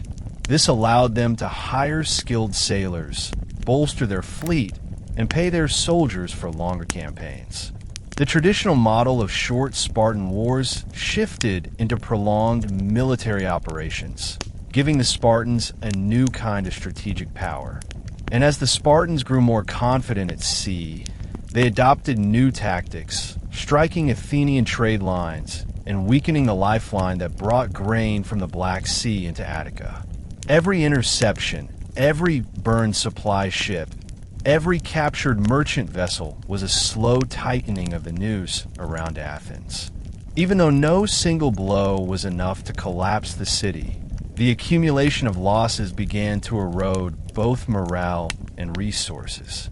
In this era, the war was no longer a clash of ideologies, democracy versus military oligarchy. It was now a struggle for survival in which both sides abandoned earlier principles. Athens, once the champion of freedom, began to act like a coercive empire desperate to maintain its control. Sparta, once closed off and disciplined, started accepting foreign gold and adopting naval strategies that were far from traditional Spartan ways. The longer the war dragged on, the more each city-state transformed, adapting out of necessity, fear, and ambition. The conflict was reshaping Greek politics, Greek identity, and the balance of power across the entire region. This shift created the unstable environment in which the next phase of the war would unfold, one defined by political intrigue, betrayals, charismatic generals, and desperate gambles that would determine the fate of Athens itself. Inside Athens, the war's pressures did not simply strain the city. They tore it open from the inside. As casualties mounted and wealth declined, factions within the Athenian political system began to fight for dominance, each claiming they alone knew the path to survival. The assembly, once a stage for brilliant oratory and rational debate, became a chaotic arena where fear outweighed reason. Charismatic leaders exploited public panic, proposing risky strategies to win quick victories or promising impossible peace deals that collapsed under scrutiny. Accusations of treason became common, and any leader who suffered a military setback was quickly put on trial, exiled, or executed. This created a cycle in which commanders were too afraid to make ambitious decisions, knowing failure could destroy their careers or their lives. One of the most dramatic political events of this period was the oligarchic coup of 411 BCE. Influential Athenians who believed the democracy had become too unstable conspired to replace it with a council of 400 elites, arguing that this would allow Athens to negotiate peace more effectively and manage the war without the interference of emotional mass voting. When the coup occurred, it sent shockwaves through the empire. In some areas, the change was accepted reluctantly. In others, it inspired revolts from democratic supporters who saw the coup as a betrayal of Athenian identity. And while the oligarchy did seize power temporarily, their rule was marked by paranoia, internal arguments, and a failure to achieve any meaningful military advantage. At the naval base in Samos, however, the Athenian fleet refused to recognize the new government. The sailors, fiercely democratic and angry at the thought of being controlled by oligarchs, declared that they represented the true Athens. They reorganized the command structure, reaffirmed their loyalty to democracy, and prepared to fight independently if necessary. In a dramatic twist, the fleet remained united and continued operating as an effective military force, even while the government at home was collapsing. This strange situation, a divided Athens where the military was more democratic than the capital, illustrated just how unstable the city had become. Eventually, the oligarchy fell apart.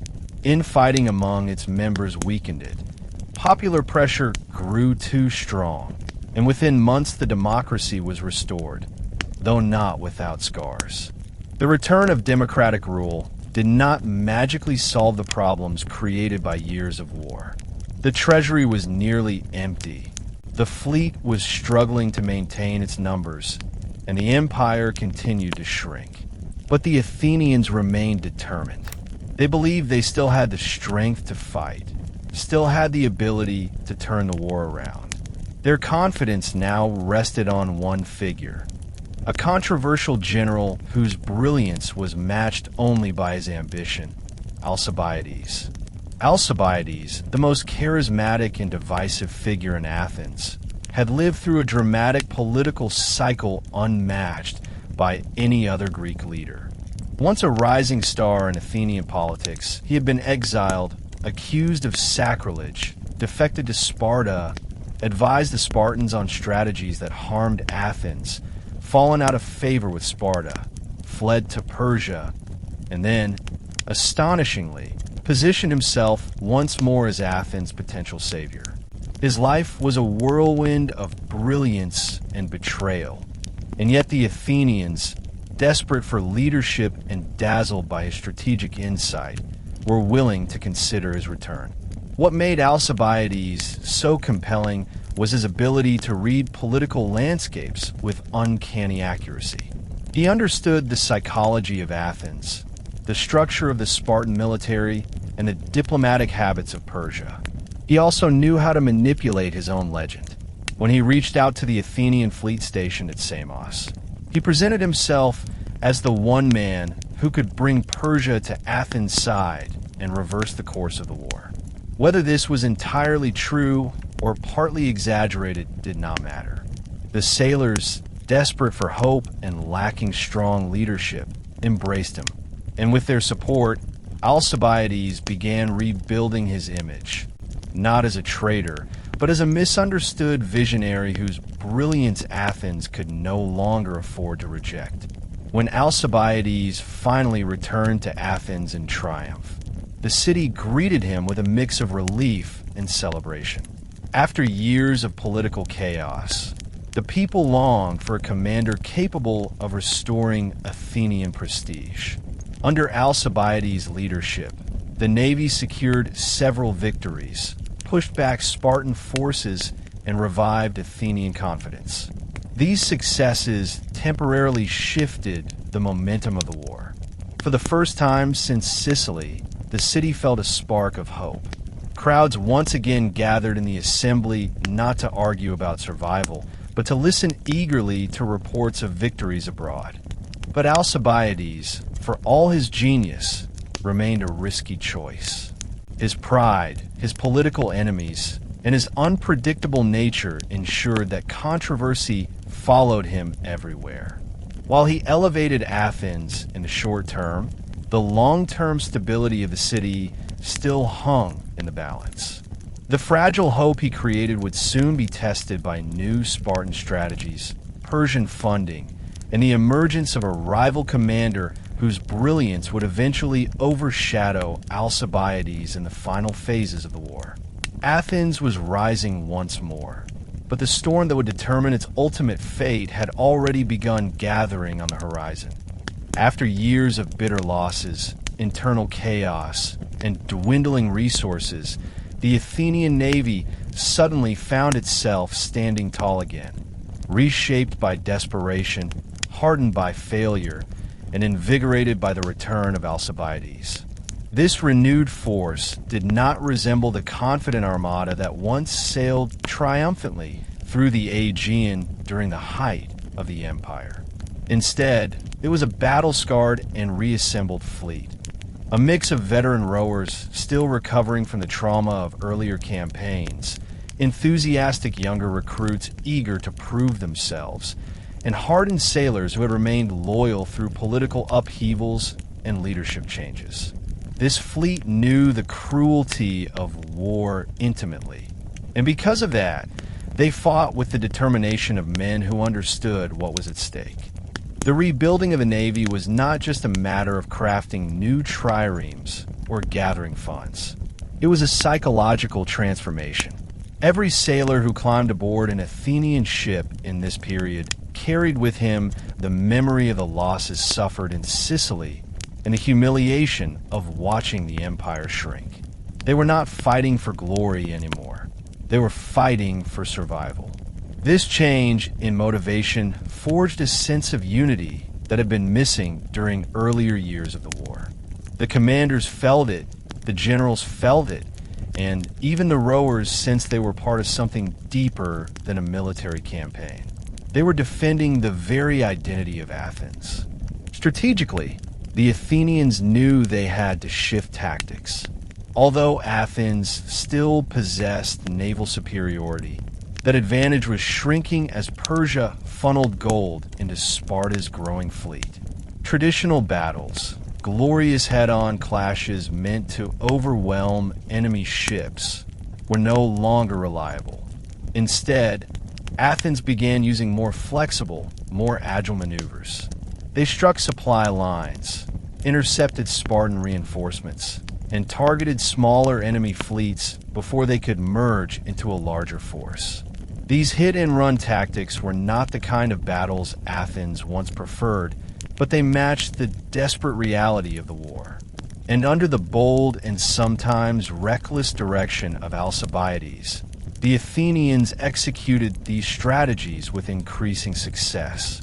It was during these years that Athens experienced a series of unexpected victories. Battles like Cynossema and Cyzicus rejuvenated Athenian morale. These successes were not merely symbolic. They restored control of key sea routes that brought grain and trade goods into the city. For the first time in years, the people of Athens began feeling hope again. Markets grew livelier. Merchants spoke optimistically about the future, and families allowed themselves to believe that their sons might return alive after all. Even the assembly, often divided and loud, united briefly in shared excitement.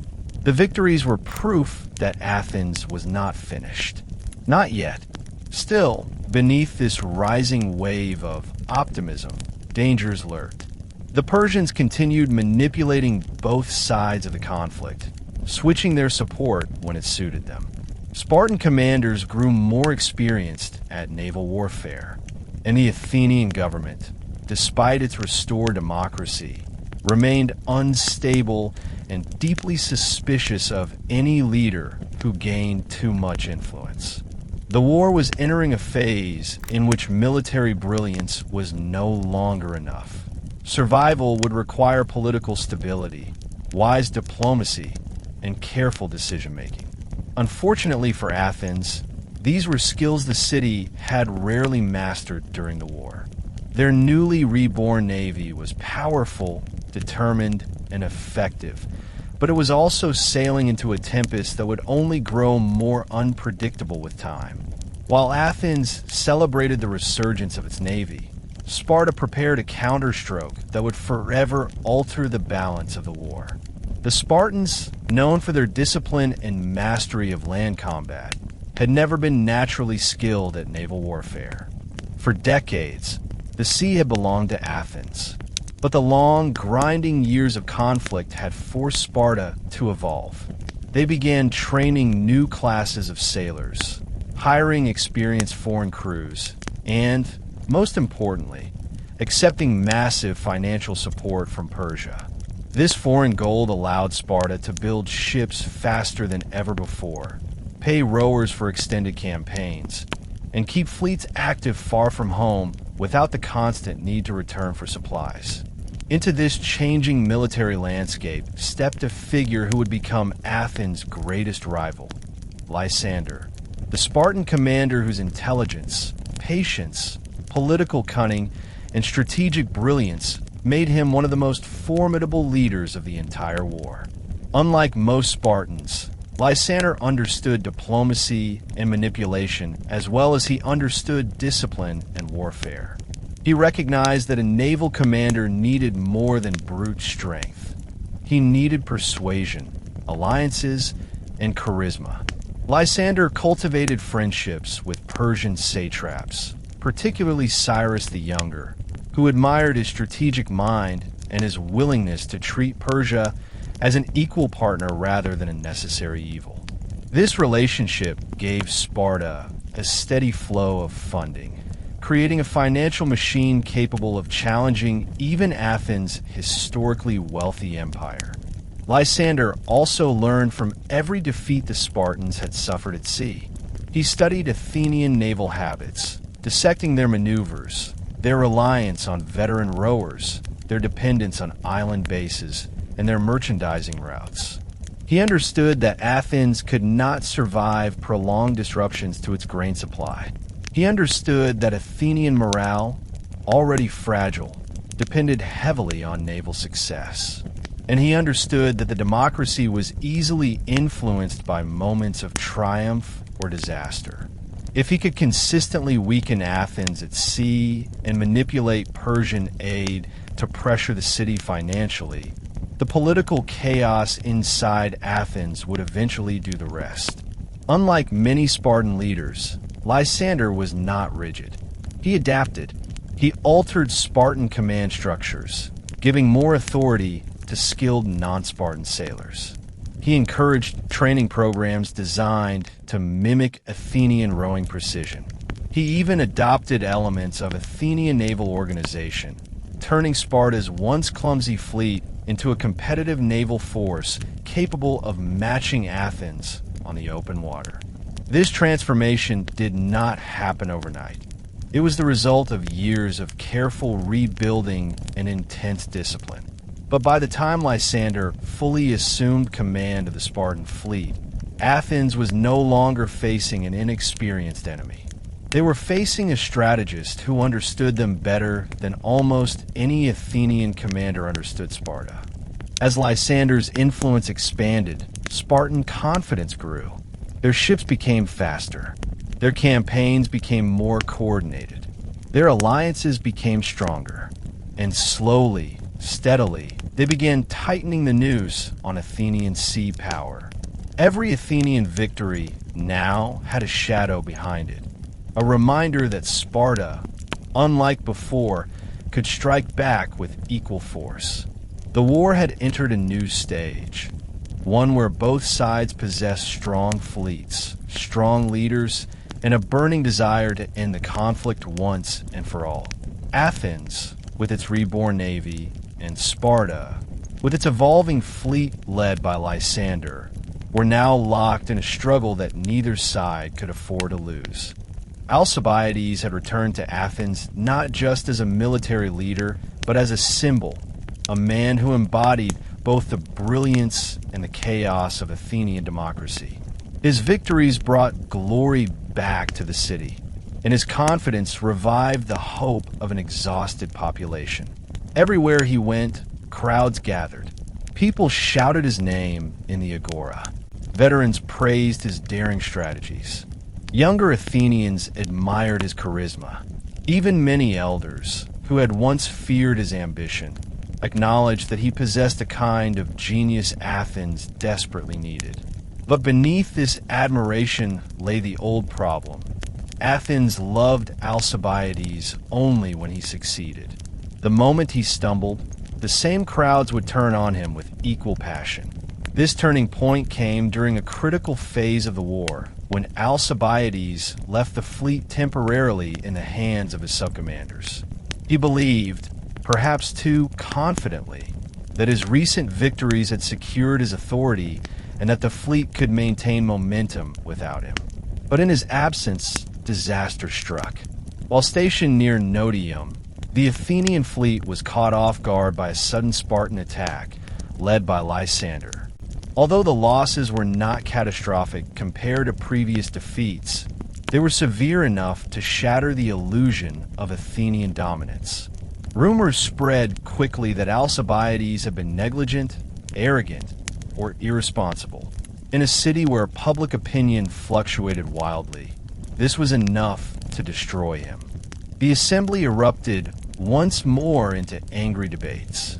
His enemies, many of whom had waited years for this moment, accused him of mismanagement, incompetence, and even treason.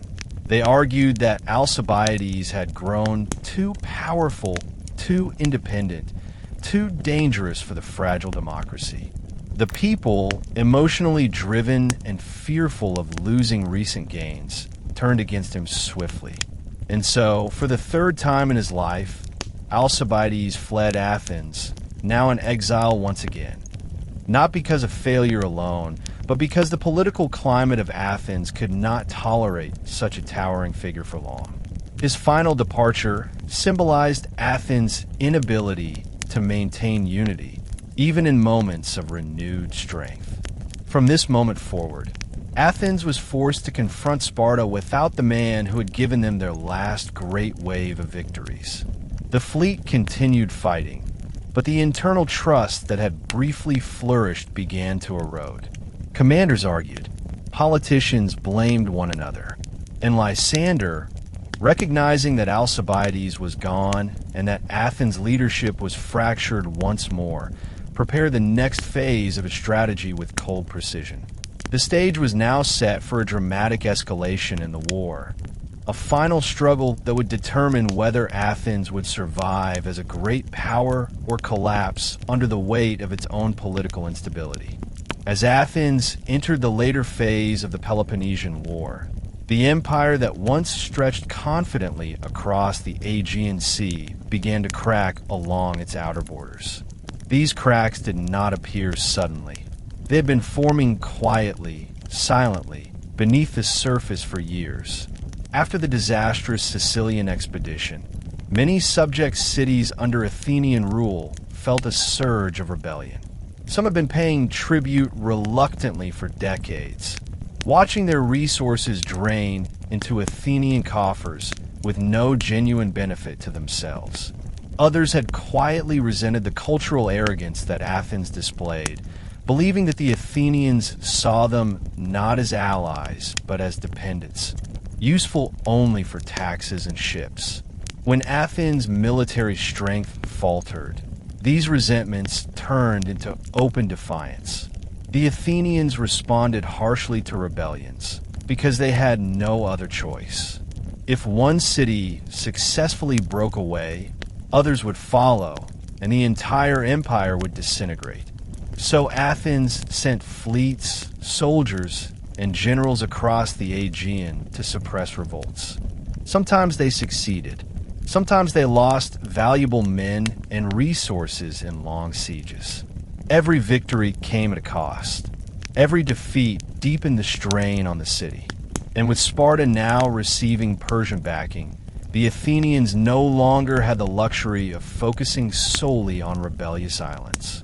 Their navy had to move constantly, reacting to new threats from Spartan admirals who struck from unexpected locations, forcing Athens to expend even more resources on rapid deployments. At home, citizens began to feel the weight of these distant struggles. Food grew more expensive as supply routes remained vulnerable to Spartan harassment. Merchants lost profits because trade ships could no longer travel safely. Families worried constantly about the fate of their sons stationed throughout the empire. Many began questioning whether maintaining these faraway territories was worth the cost. They asked if the empire, once a symbol of strength, had become a burden dragging Athens toward ruin. But even as frustration simmered, fear kept the city aligned. If Athens lost its empire, it lost the tribute money that funded its navy. And without a navy, Athens could not survive. Not against Sparta, not against Persia, not against the unpredictable currents of Greek politics. Diplomatically, Athens found itself isolated. Many Greek states that had once admired its cultural brilliance or befriended its leaders now viewed Athens with either suspicion or open hostility. The proud image of Athens as a champion of freedom and democracy had long been overshadowed by the harsh realities of empire building. Sparta capitalized on this shift, presenting themselves as liberators of Greece from Athenian domination, even though their own system was far from democratic. But in times of war, political contradictions mattered less than propaganda, and Sparta's message was simple and powerful. Join us, and we will free you from Athenian control. The cracks in the empire continued spreading like fractures in a great marble statue. Some were small, others threatened structural collapse. And even though the Athenians fought fiercely to maintain control, the pressure was becoming too great. Their once mighty sphere of influence was being chipped away piece by piece.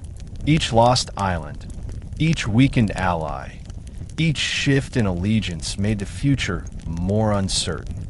The empire had been Athens' strength, but now it was becoming their weakness. An enormous, fragile structure that demanded endless energy to sustain while offering diminishing returns. The war was no longer just a struggle for dominance. It was a battle to prevent the entire Athenian system from unraveling. With Alcibiades exiled once again, Athens needed new commanders capable of steering the war effort. Out of this necessity emerged several leaders, some promising, some deeply flawed. Among them were figures like Thrasybulus, a steady and respected general, Theramenes, a clever statesman known for moderation, and Conon, a skilled naval commander whose calm judgment contrasted sharply with Alcibiades' flamboyant style. Each of these men contributed something essential to Athens' survival, but none possessed the combination of charisma, daring, and strategic audacity that Alcibiades had brought, qualities that, for better or worse, had held the city together during critical moments. Despite the competence of these new leaders, Athens continued to struggle with internal problems that no general could fix. The political atmosphere remained highly unstable. Every setback on the battlefield triggered waves of panic within the assembly. Every unpopular decision sparked accusations and trials. The democratic system, powerful in times of peace, innovative in times of cultural growth, proved dangerously volatile in prolonged war. Citizens expected immediate explanations for every defeat and instant rewards for every victory. They demanded transparency, but punished honesty. They valued bold strategies, but executed bold strategists at the first sign of trouble. This cycle made long-term planning almost impossible.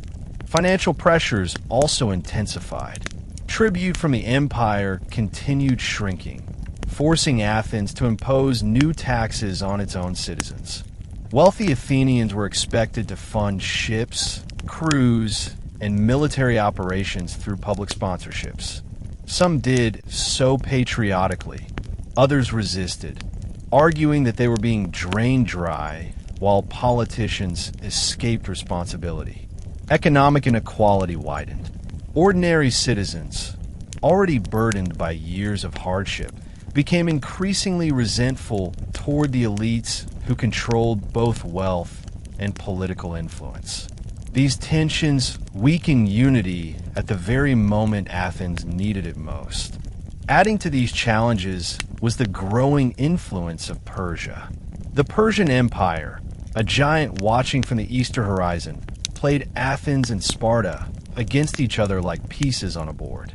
They fed money to whichever side needed encouragement, not because they desired victory for either power, but because they wanted the Greek world fragmented and exhausted. As long as Athens and Sparta destroyed each other, Persia benefited. And so, Persian satraps alternately supported Sparta to weaken Athens, then secretly aided Athenian interests to limit Spartan growth. This manipulation destabilized both sides and made long-term alliances impossible to trust. In this atmosphere of shifting alliances, political instability, and mounting fear, Athens attempted to sustain the war. Every new leader brought temporary hope. Every successful raid or naval maneuver revived confidence. But the underlying problems remained. The city was fighting not just an external enemy, but the heavy weight of internal divisions, economic strain, and emotional exhaustion. Athens was still alive, still determined, still capable of moments of brilliance, but the foundations were weakening. And as the war continued to evolve, this weakness would soon become visible to both allies and enemies alike. Even with the political turmoil at home, the Athenian navy continued to operate across the Aegean with unwavering discipline. The sailors, hardened by years of conflict, understood that the fate of the entire city rested on their ability to maintain control of key maritime routes. But as the Spartans, under Lysander's growing influence, improved their naval capabilities, the seas around Athens became increasingly contested. No longer could Athens assume superiority at sea. The Spartans were learning, adapting, and striking with a precision that had previously belonged only to the Athenians. Lysander's strategy targeted the lifeblood of Athens, its supply lines. The city was heavily dependent on imported grain from the Black Sea region.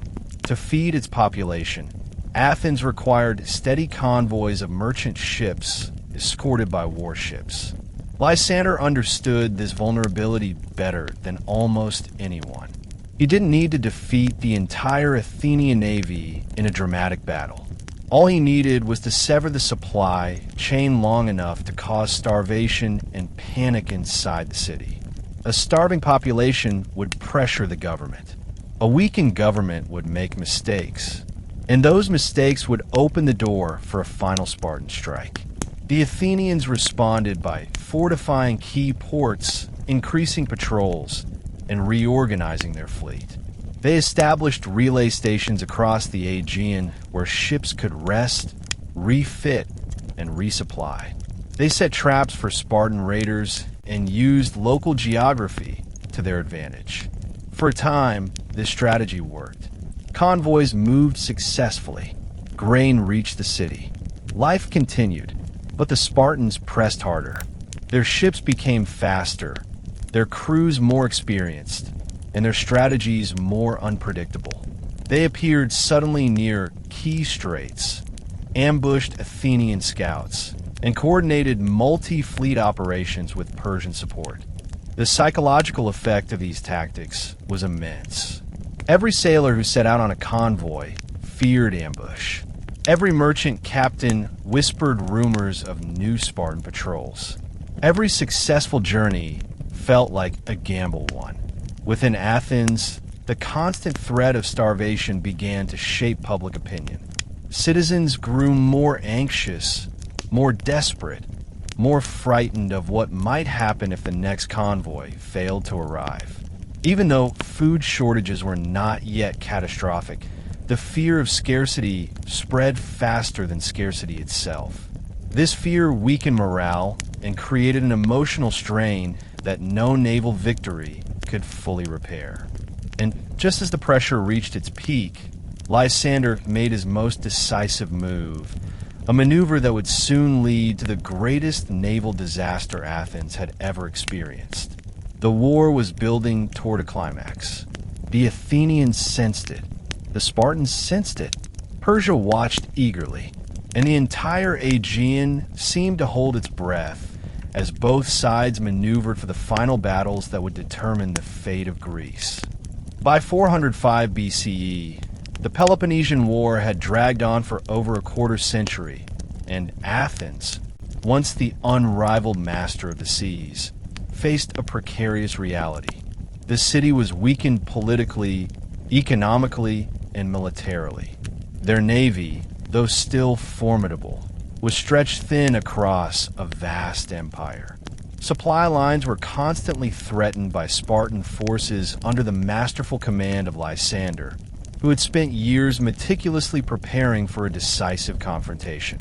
Athens' survival now depended on maintaining control of a single strategic location, the Hellespont, where grain shipments from the Black Sea flowed to the starving city.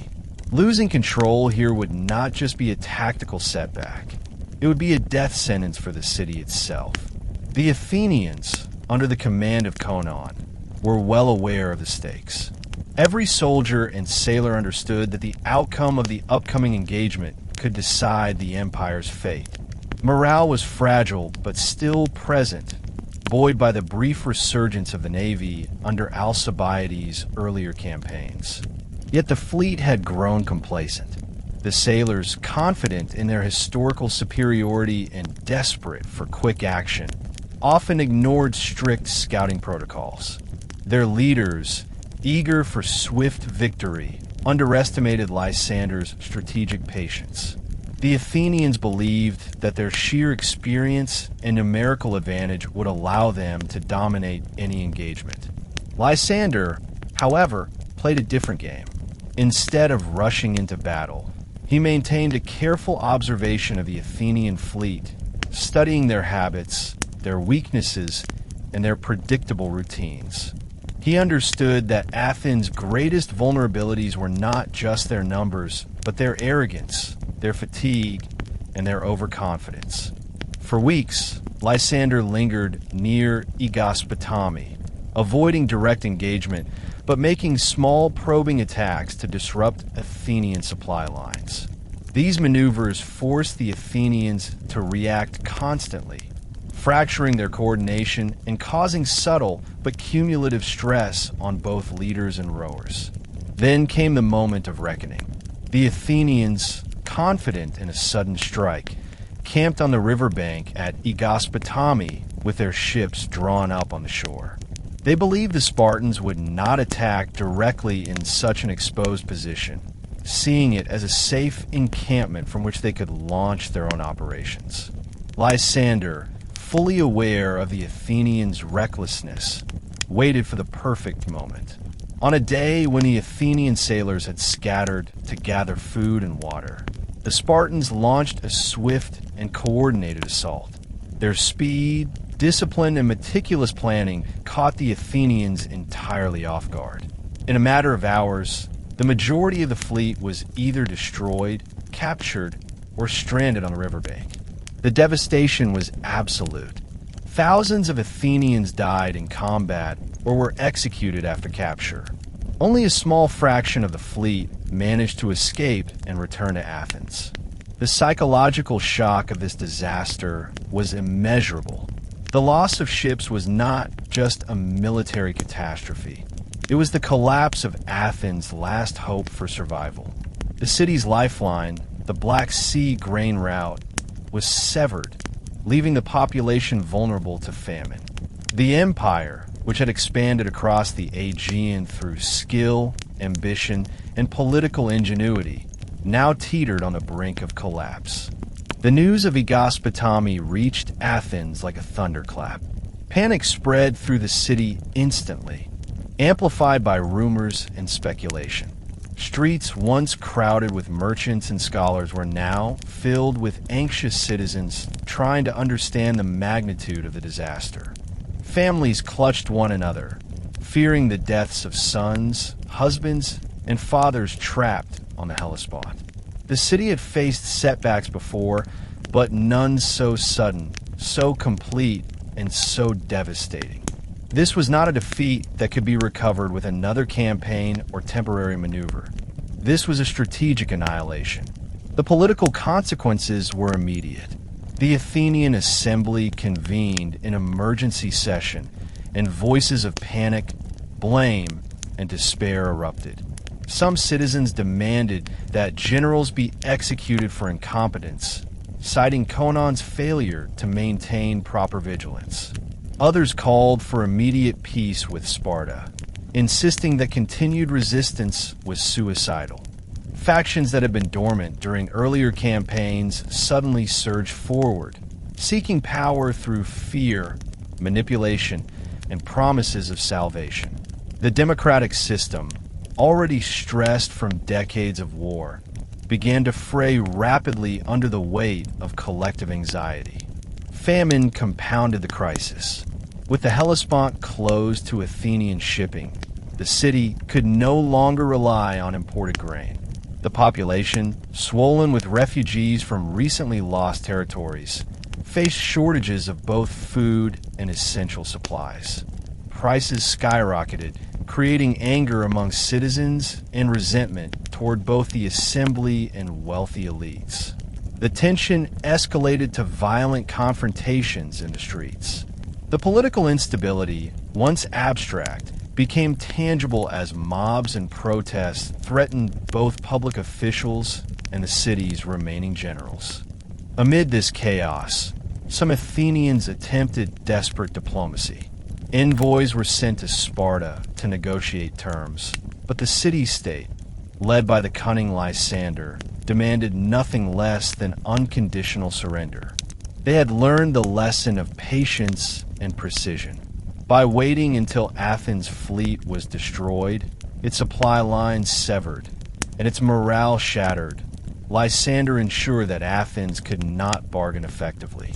Any attempt at resistance was now futile, and the Spartan forces, supported by Persian gold, had the resources to enforce absolute terms. The internal psychological impact on Athens cannot be overstated. For decades, citizens have been proud of their city's democratic ideals, naval supremacy, and cultural achievements. Yet now, as famine spread and defeat loomed, the citizens felt both humiliated and powerless. The contrast between the empire Athens had once projected and the desperate reality of 405 BC created a pervasive sense of despair. Intellectuals, statesmen, and generals alike began to whisper the same unthinkable question: could Athens survive at all? By 404 BCE, Athens had no choice but to capitulate. The remnants of its navy had been captured or destroyed. The Hellespont grain route was blocked, and the population was weakened by famine and fear. Lysander, demonstrating the strategic patience that had defined his career, laid down terms of surrender that were both strict and humiliating. Athens would dismantle its long walls, surrender its fleet save for a few ships necessary for coastal defense, and submit to Spartan oversight in both political and military affairs. The city's independence, hard-won over centuries of battles and political innovation, was now formally surrendered. The impact of these terms was profound. The dismantling of the long walls symbolized the end of Athens' protective power. The city, which had once relied on these fortifications to survive sieges, now stood vulnerable to outside threats. The surrender of the fleet effectively ended Athens' dominance of the Aegean, ensuring that Sparta, with Persian financial support, would control the seas. Even more than the strategic and economic losses, however, the psychological damage was immense. Athenians had prided themselves on their resilience, their ingenuity, and their culture. Now, those qualities seemed powerless in the face of systematic military and political defeat. Internally, the city attempted to recover. Some factions tried to maintain a sense of civic pride, emphasizing Athens' cultural achievements in philosophy, drama, and art. Others focused on survival, trying to feed the population and prevent further chaos. But the political system had been severely weakened. Democracy survived, but only barely. Sparta installed a puppet government known as the 30 Tyrants, who ruled with brutal efficiency and terror. Many citizens were executed, exiled, or imprisoned in a wave of political purges designed to eliminate any threat to Spartan control.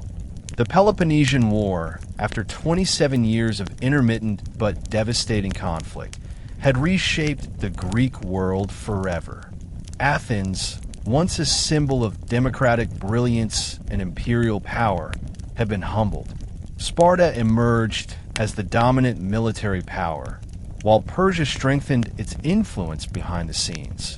The war demonstrated the fragility of empire, the dangers of overextension, and the devastating consequences of political instability during prolonged conflict.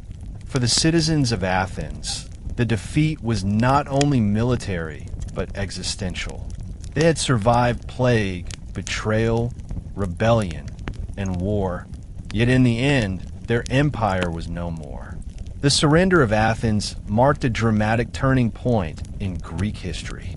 It ended the golden era of Athenian dominance, shifted the balance of power towards Sparta and its allies, and demonstrated the limits of even the most powerful city-state when confronted with a combination of external enemies, internal strife, and strategic miscalculations. The Peloponnesian War was over, but its lessons, its tragedies, and its heroes would echo across generations, shaping the political, cultural, and military history of Greece for centuries to come. The surrender of Athens marked not only the end of its empire, but the beginning of one of the darkest chapters in the city's history, the rule of the 30 tyrants. Installed by Sparta, this small oligarchic council wielded absolute power over a city that had spent centuries cultivating democratic institutions. Their rise was both brutal and meticulous. Each of the 30 men was carefully chosen for loyalty to Sparta and for their willingness to enforce harsh control over the population. Within days of assuming power, the tyrants began systematically targeting those who had previously opposed oligarchic governance, executed perceived enemies, confiscated property, and created a climate of terror designed to stifle resistance.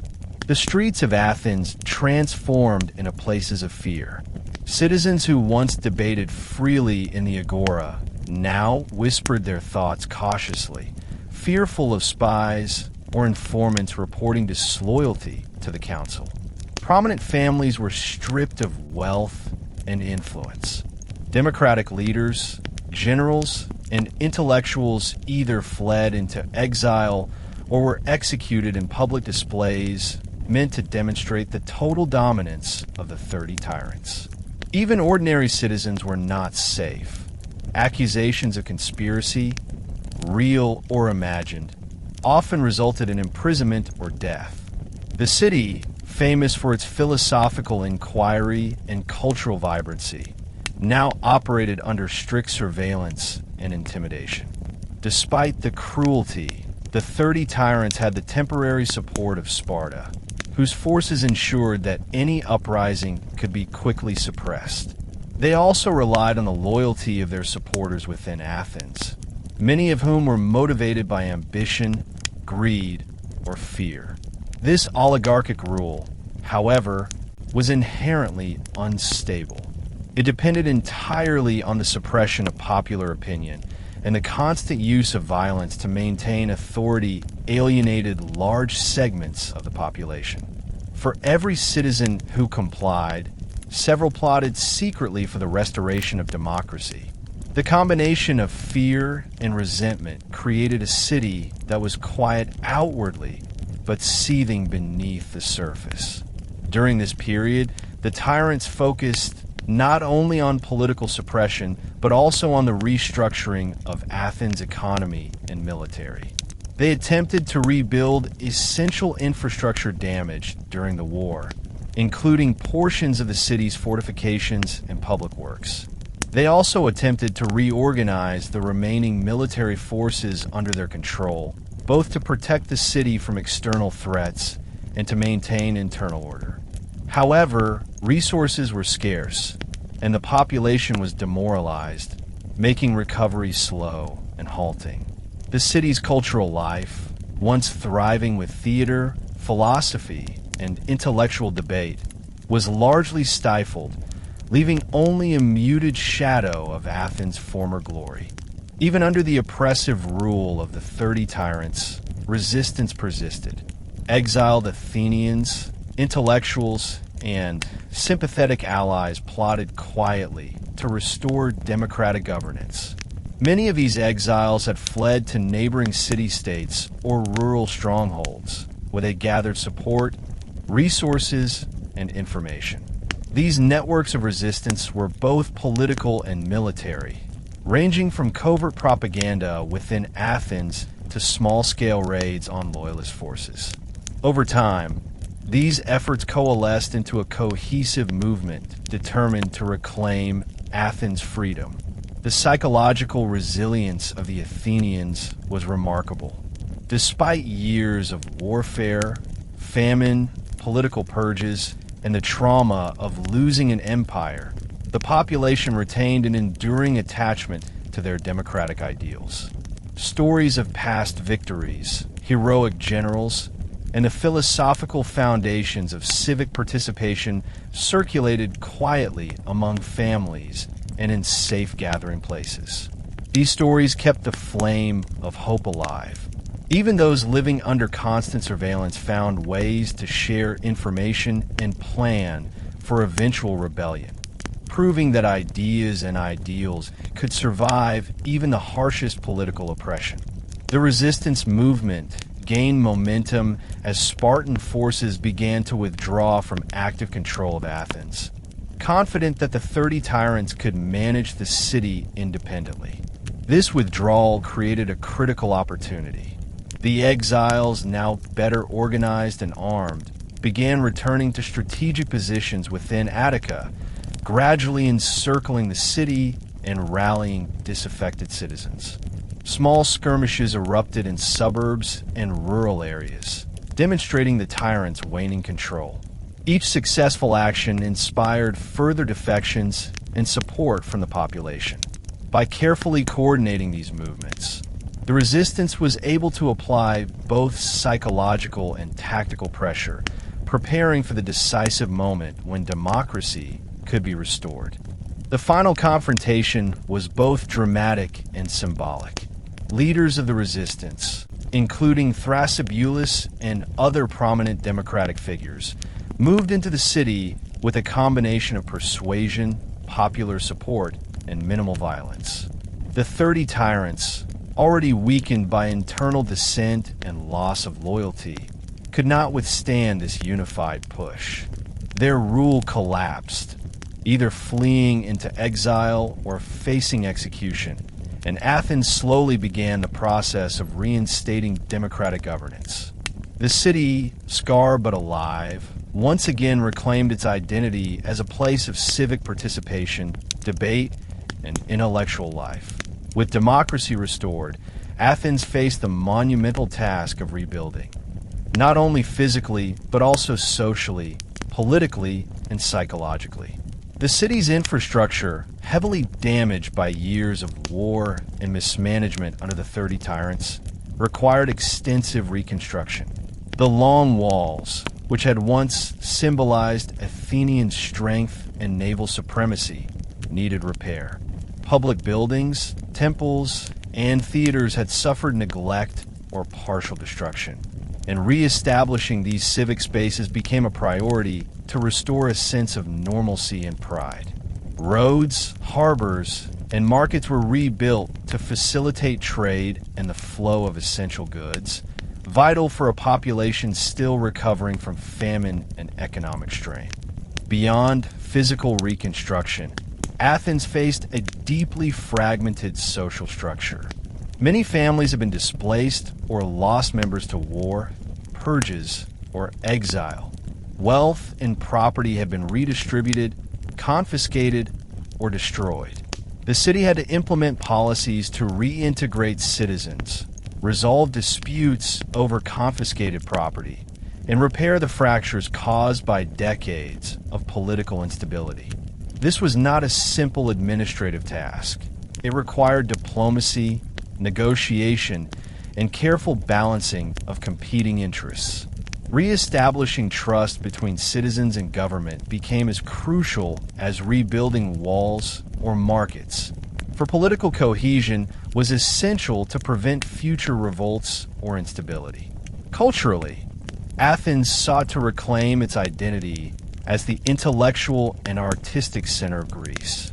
Philosophers returned, theaters reopened and civic debates resumed.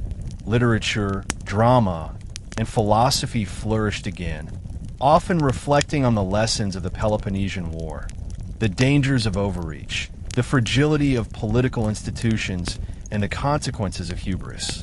These cultural activities served a dual purpose. They revived civic pride and acted as subtle tools of reflection and education, reminding citizens of both the glory and the costs of their history. The Peloponnesian War left Athens irrevocably changed. Its empire was lost, its navy diminished, and its economy weakened. Yet the city endured, demonstrating resilience and adaptability. Lessons of strategy, politics, and human behavior were recorded and remembered, influencing generations of Greeks and later thinkers. Thucydides, observing and chronicling the war, provided a timeless account of power, ambition, and tragedy, an enduring testament to the costs of conflict and the resilience of human society. Athens had been humbled, scarred, and tested, but it had survived, a city transformed, wiser, and forever marked by the long shadows of war. The Peloponnesian War left an indelible mark not only on Athens and Sparta, but also on the broader understanding of military strategy in the ancient world. It was a conflict that demonstrated the fragility of even the most dominant powers when faced with prolonged warfare, unpredictable politics, and evolving technologies. From the outset, Athens relied on its unmatched naval power to assert influence over the Aegean, projecting authority far beyond the Greek mainland. Its strategy was based on mobility, economic leverage through tribute, and the psychological advantage of demonstrating overwhelming maritime strength. In the early years, this approach had worked brilliantly. Islands and cities either voluntarily aligned with Athens or were quickly subdued through a combination of diplomacy and force. However, the Sicilian expedition exposed critical weaknesses in Athenian planning. Ambition had outpaced logistics, and strategic overreach led to catastrophic losses. Athens had failed to fully account for the challenges of operating far from home, the difficulties of supply lines, and the importance of local alliances. Moreover, internal political instability meant that decisions were often delayed, debated endlessly, or reversed, preventing the city from exploiting tactical advantages. The defeat in Sicily was not merely a failure of arms. It was a failure of strategic foresight, planning, and coordination, highlighting how even a powerful state could crumble under mismanagement and overextension. Sparta, by contrast, demonstrated the virtues of patience, adaptability, and alliance building. Initially disadvantaged at sea, they did not attempt to confront Athens directly in its strongest domains. Instead, they relied on careful observation, selective engagement, and the strategic infusion of Persian resources to build a competitive navy. Lysander, in particular, exemplified a combination of military skill, political acumen, and psychological insight that allowed Sparta to capitalize on Athens' weaknesses. The Spartan approach revealed that war was not solely determined by raw power. It was shaped equally by leadership, the timing of engagements, and the ability to manipulate alliances and perception. The war became a demonstration that strength without strategy could be squandered, and that success often depended on the capacity to endure, adapt, and exploit opportunities as they arose. The lessons of naval operations during this conflict were profound. The Athenians had mastered trireme warfare, rapid maneuvers, and amphibious strategies, but they often assumed that numerical superiority and historical experience would guarantee victory. Sparta's methodical improvements in shipbuilding, training, and command coordination showed that a seemingly weaker force could overcome traditional hierarchies through preparation, ingenuity, and patience. Moreover, The war illustrated the importance of supply lines, intelligence, and psychological warfare. Controlling the seas was not enough. Knowing when, where, and how to strike was crucial, and failure to anticipate enemy actions could have catastrophic consequences, as Athens discovered at Egyptopotami. The Peloponnesian War also revealed the fragility of political systems under prolonged crisis, particularly the limits of democratic governance in a time of relentless external pressure. Athens' democracy had allowed unprecedented public participation, innovation, and cultural flourishing. Citizens debated, voted, and influenced military decisions in ways that were revolutionary in the ancient world. Yet this system, so effective during times of stability, proved highly vulnerable during decades of war. Decisions needed to be made quickly, but the democratic assembly often succumbed to indecision, factionalism, and emotional manipulation.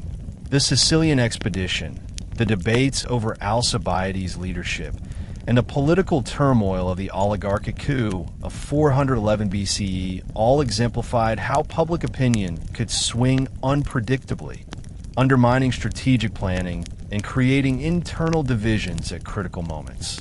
The war highlighted a critical tension. The same citizenry that contributed to Athens' greatness could, in moments of fear or frustration, contribute to its vulnerability. Leaders were constantly judged not by long-term outcomes, but by immediate successes or failures. Popular anger could topple generals, exile brilliant strategists, or reverse carefully considered policies, often with devastating consequences. This instability weakened Athens' ability to maintain cohesive military and economic strategies, demonstrating that democratic systems required careful balancing between public input and effective, centralized decision-making, particularly during protracted crises. The brief oligarchic interlude under the 400 and later the 30 tyrants revealed both the advantages and dangers of concentrated power. Sparta's imposition of oligarchic rule temporarily stabilized Athens politically, but the cost of legitimacy, public trust, and long-term loyalty. The city's citizens endured terror and repression, fueling secret resistance networks that would eventually restore democracy. These episodes underscored a broader lesson of the war. Political systems could only endure as long as they maintained a balance between authority, accountability, and the consent of the governed. Overreach, coercion, or neglect of public trust could destabilize even the most powerful state, particularly when compounded by the pressures of sustained conflict. The war's political chaos also extended beyond Athens. Sparta, while militarily dominant, relied heavily on diplomacy, alliances, and Persian funding. This dependence illustrated that no city-state could operate in isolation. Success in the Peloponnesian War required not just military strength, but political foresight, coalition management, and adaptability.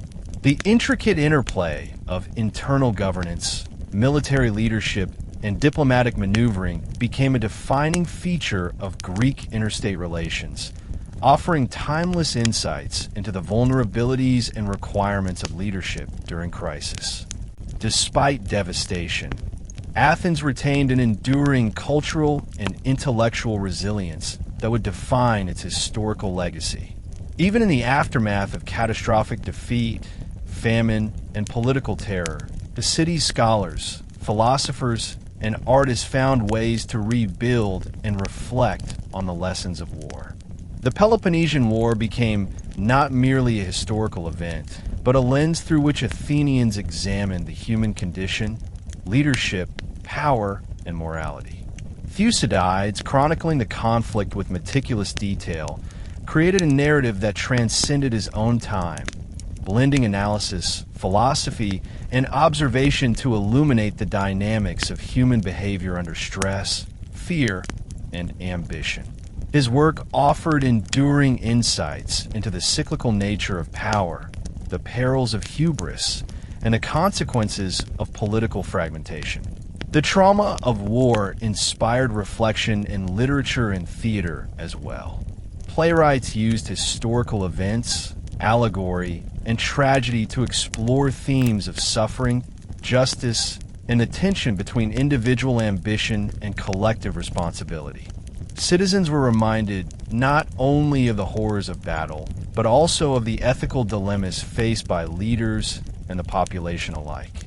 Cultural expression became both a tool of healing and a medium for examining the moral implications of decisions made during conflict.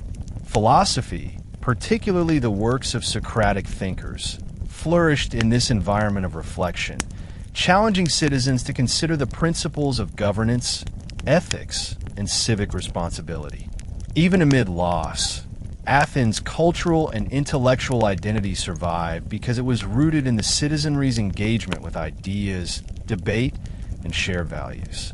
While the empire was gone, the city's capacity for thought, creativity, and political reflection remained intact. The lessons of the Peloponnesian War, strategic, political, and moral, were recorded, remembered, and studied for generations. Future Greek leaders, scholars, and military strategists would draw on these lessons, ensuring that Athens' influence extended far beyond its immediate military and political power. In this way, the war became both an ending and a beginning. The conclusion of Athenian supremacy, yes, but also the birth of a legacy of reflection, analysis, and cultural resilience that would endure across centuries.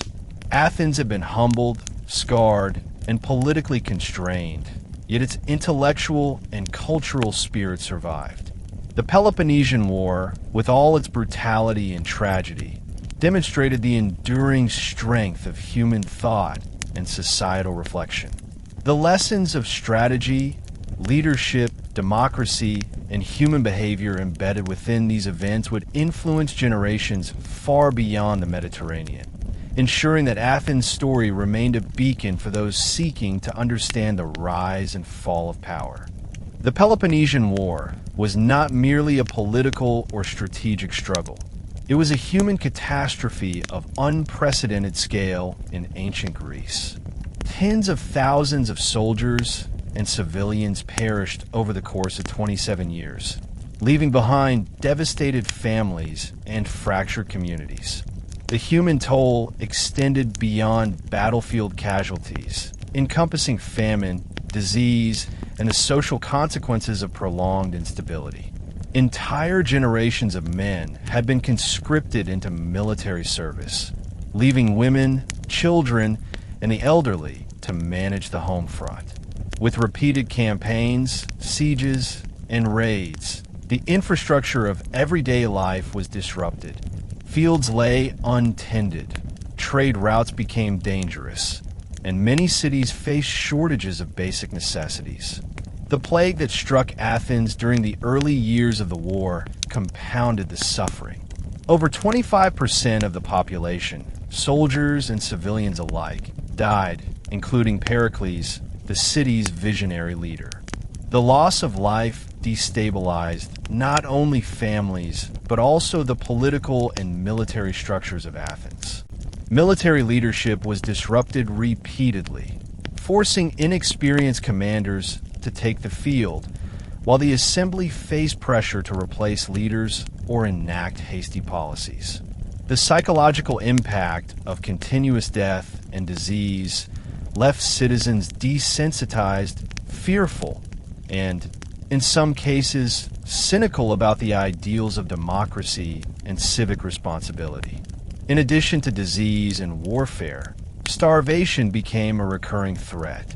Athens' dependence on imported grain created a vulnerability that Sparta and its allies exploited systematically.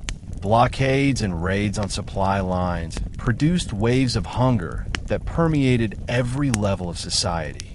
Families could no longer rely on stable food sources, and the stress of survival strained social bonds. Citizens who had once participated confidently in public life now focused primarily on immediate needs, leaving the assembly and other political institutions less effective and more prone to factionalism. The cumulative effect of these hardships was profound. A generation grew up amidst constant fear, where human life was impermanent and survival became an overriding concern. Even beyond Athens, the impact of the war was felt across Greece. Smaller city-states, caught between the ambitions of Athens and Sparta, suffered repeated invasions, economic disruption, and political upheaval. Rural populations were often conscripted or taxed excessively to fund campaigns, while urban centers experienced looting and occupation. Refugee flows swelled as populations fled cities under siege or areas devastated by Spartan raids. The human cost of the Peloponnesian War thus extended far beyond the immediate combatants, leaving a legacy of trauma, social fragmentation, and demographic upheaval that would shape Greek society for decades. The psychological effects of the Peloponnesian War were as profound as the physical destruction. Citizens of Athens, Sparta, and allied city-states were exposed to continuous violence, uncertainty, and betrayal over nearly 3 decades. The constant proximity to death and chaos shaped attitudes toward leadership, trust, and loyalty. In Athens, the repeated cycles of exile, recall, and execution of leaders such as Alcibiades created an atmosphere of suspicion. Citizens learned to fear both popular opinion and political ambition. The city's democratic processes, while innovative, were strained by emotion-driven decision-making, highlighting the fragility of public governance under prolonged stress. The war also had a profound effect on Greek culture. Drama, philosophy, and literature increasingly grappled with themes of human suffering, fate, and the consequences of moral choices in times of extreme duress. Tragedians like Euripides wrote plays that reflected the moral ambiguity of war, highlighting the suffering of civilians, the hubris of leaders, and the fragile nature of human institutions. Philosophy, particularly Socratic inquiry, flourished as thinkers sought to understand the ethical dimensions of conflict, the responsibilities of leadership, and the psychological consequences of fear, grief, and power. These cultural expressions were not only artistic, but also instructive, offering citizens a means to process trauma and reflect on the complexities of human behavior in crisis. The shared experience of war created new bonds and divisions within communities. Families lost members in battles or purges, neighborhoods were displaced, and alliances among city-states were forged or broken under duress. Veterans returned with physical injuries and psychological scars, facing challenges reintegrating into society. Children grew up in a world dominated by conflict, learning from an early age to navigate danger, suspicion, and loss. Over time, these experiences reshaped Greek society, influencing civic behavior, perceptions of leadership, and approaches to diplomacy and warfare. The cultural memory of the Peloponnesian War, as recorded by historians like Thucydides, ensured that these lessons would endure, not merely as historical facts, but as cautionary tales about ambition, power, and human resilience.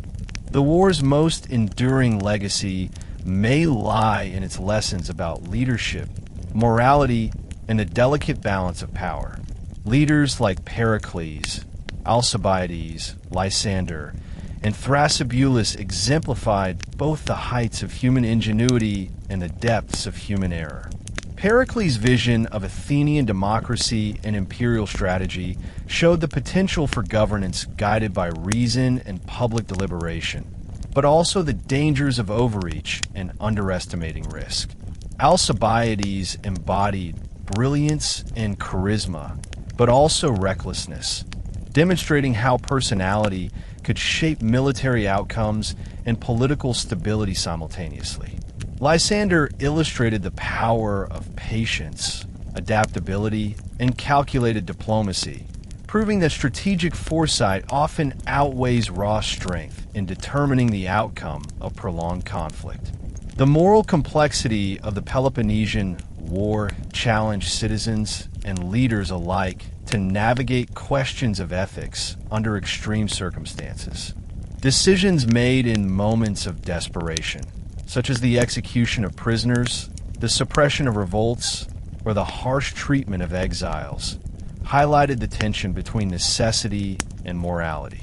Citizens learned, often painfully, that survival sometimes demanded morally ambiguous actions, and leaders were forced to weigh human cost against political or strategic gain.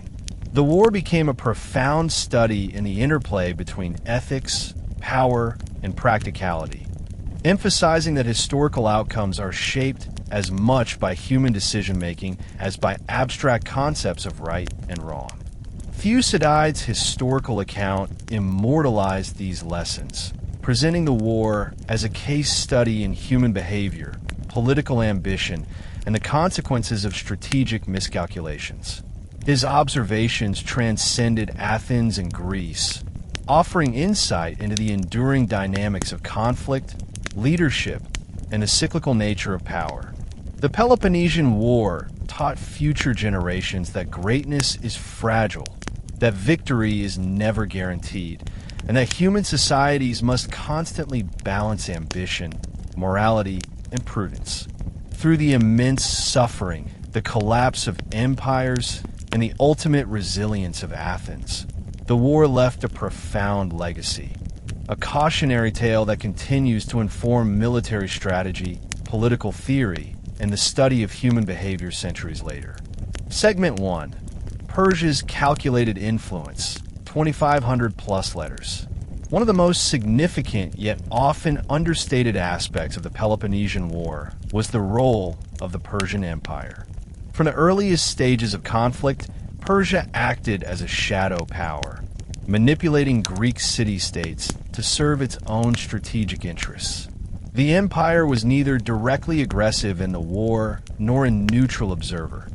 It was a calculating force that capitalized on Greek rivalries to achieve long-term regional dominance. Persia's interest was not the triumph of Athens or Sparta, but the systematic weakening of both, ensuring that neither could dominate the Aegean or challenge Persian authority in Asia Minor. This subtle, strategic influence played a decisive role in shaping the war's outcome, illustrating the complexities of international politics even in the ancient world. During the early stages of the war, Persia provided financial support selectively, supplying funds to Sparta to build and maintain a navy capable of challenging Athens' supremacy at sea. These subsidies were crucial, allowing Sparta to overcome a long-standing disadvantage in maritime warfare. The Spartan navy, initially inferior to the Athenians, became a formidable force capable of confronting and ultimately destroying Athens' fleet at Aegospotami. Persia's ability to leverage resources in this way demonstrated a sophisticated understanding of strategic balance. Rather than committing armies directly to conflict, it focused on enabling one side at critical moments, ensuring that Greek city-states would exhaust themselves in prolonged fighting. Persian involvement also extended to diplomatic maneuvers. Satraps and envoys played city-states against one another, encouraging rebellion in Athenian-held territories while simultaneously negotiating alliances that favored Spartan advancement. These negotiations were subtle, often conducted through intermediaries, spies, and bribery. Persia ensured that its support was conditional, shifting loyalties according to the evolving situation. This approach sowed distrust among Greek allies, exacerbated existing political fractures, and ensured that neither Athens nor Sparta could achieve long-term security without Persian consent or accommodation. In many ways, Persia's behind-the-scenes manipulation shaped the trajectory of the war more than any single battle or general's tactics, demonstrating the importance of strategic patience, indirect influence, and a long game in international relations. The consequences of Persian involvement extended beyond the immediate military impact. By financing Sparta, Persia not only facilitated Athens' defeat, but also altered the balance of power in Greece for decades to come. The weakening of Athens opened the door for Sparta to dominate mainland Greece. Yet this dominance came with its own dependencies. Sparta became reliant on Persian gold to maintain its fleet, highlighting the paradox of power. Even the apparent victor was constrained by external influence. Persian strategic foresight ensured that while Greece would be embroiled in internecine conflict, Persia itself emerged as the long-term beneficiary, strengthening its position in the Aegean and preserving control over its western provinces. The war, therefore, was not only a Greek struggle but a regional chessboard, with Persia moving pieces with remarkable precision and patience. The Peloponnesian War fundamentally reshaped the Greek world, creating a new balance of power that would define the region for decades. Athens' collapse left Sparta as the dominant military power, yet the victory was neither absolute nor sustainable. The prolonged conflict had drained Sparta's resources, weakened its population, and exposed vulnerabilities in governance and military administration. Unlike Athens, Sparta lacked a sophisticated economy or infrastructure capable of sustaining a prolonged empire, relying instead on rigid social hierarchies and the loyalty of its Hella population. While it could dominate militarily in the immediate aftermath, the long-term sustainability of Spartan supremacy was questionable, leaving the Greek world in a state of uncertain equilibrium. This uncertainty encouraged other city-states to assert greater autonomy. Corinth, Thebes, and other regional powers, previously overshadowed by Athens and Sparta, began to pursue independent agendas. The war had demonstrated that even the strongest city-states were vulnerable to strategic miscalculations, external intervention, and internal dissent.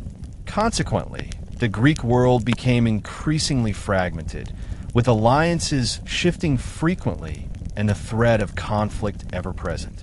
The idea of a single hegemonic power, whether Athens or Sparta, proved unsustainable, giving rise to a multipolar environment in which smaller states could exert influence through diplomacy, opportunism, or selective alliances. The war also had profound cultural and psychological consequences across the Greek world. Observers in neutral or allied city-states witnessed the destruction, famine, and social upheaval in Athens and Sparta, gaining both cautionary lessons and practical insights into governance and military strategy. Greek intellectuals, historians, and philosophers drew from the conflict to explore themes of power, morality, and the limits of human ambition. Leaders and citizens alike became acutely aware that dominance required not only military might, but also political acumen, economic resilience, and the capacity to adapt to shifting alliances. In this sense, the Peloponnesian War served as both a military and educational crucible, shaping the strategies, policies, and philosophies of Greece for generations. The shifting power dynamics also highlighted the limitations of conventional military thinking. Athens had relied on naval supremacy, Sparta on land-based strength, and Persia on financial leverage. No single approach guaranteed security or dominance, emphasizing that successful strategy required integration of multiple elements: economic resources, population management, intelligence gathering, and psychological influence. The war's lessons resonated not only in immediate Greek politics, but also in the development of military and political theory, demonstrating the interconnectedness of human society strategy, and the consequences of sustained conflict. Perhaps the most enduring effect of the Peloponnesian War was its transformation of Greek identity itself. Before the war, city-states like Athens and Sparta projected distinct ideals. Athens embodied democracy, innovation, and cultural achievement, while Sparta represented military discipline, oligarchic stability, and martial valor. The war blurred these distinctions, forcing all Greeks to confront the vulnerabilities of their societies and the realities of inner-city rivalry. Cultural, political, and military achievements no longer guaranteed security or dominance. Even the most revered institutions could falter under prolonged strain. In Athens, the psychological impact of defeat and occupation left citizens questioning the nature of their political ideals. Democracy had survived, but only after enduring coups, purges, and the tyranny of the 30. The city's intellectuals reflected deeply on the fragility of human institutions, the influence of personal ambition, and the consequences of civic complacency. The trauma of prolonged war inspired historical writing, philosophical inquiry, and dramatic literature that explored human suffering, ethical dilemmas, and the costs of ambition. Citizens who had witnessed the destruction of their empire were forced to redefine what it meant to belong to Athens, not as an imperial power, but as a city capable of resilience, reflection, and moral engagement. Sparta's temporary dominance also left an ambiguous legacy. While the city-state had succeeded militarily, its social and economic system proved ill-equipped for sustained regional control. Spartan reliance on Persian support, combined with internal rigidities and an inflexible political system, highlighted the limitations of purely militaristic governance. Other city-states observed these weaknesses, realizing that power required adaptability, resources, and a capacity to win both hearts and minds. In this way, the war reshaped Greek conceptions of leadership, strategy, and civic responsibility, underscoring that survival depended on far more than battlefield victories alone. Finally, the war created a lasting sense of shared history and collective memory among Greeks. Though often enemies, the experiences of destruction, famine, and political upheaval were universal, creating a framework through which future generations understood conflict, governance, and human behavior. Thucydides' meticulous account ensured that the lessons of the Peloponnesian War would endure far beyond the immediate participants, offering insight into the dynamics of power, ambition, and resilience.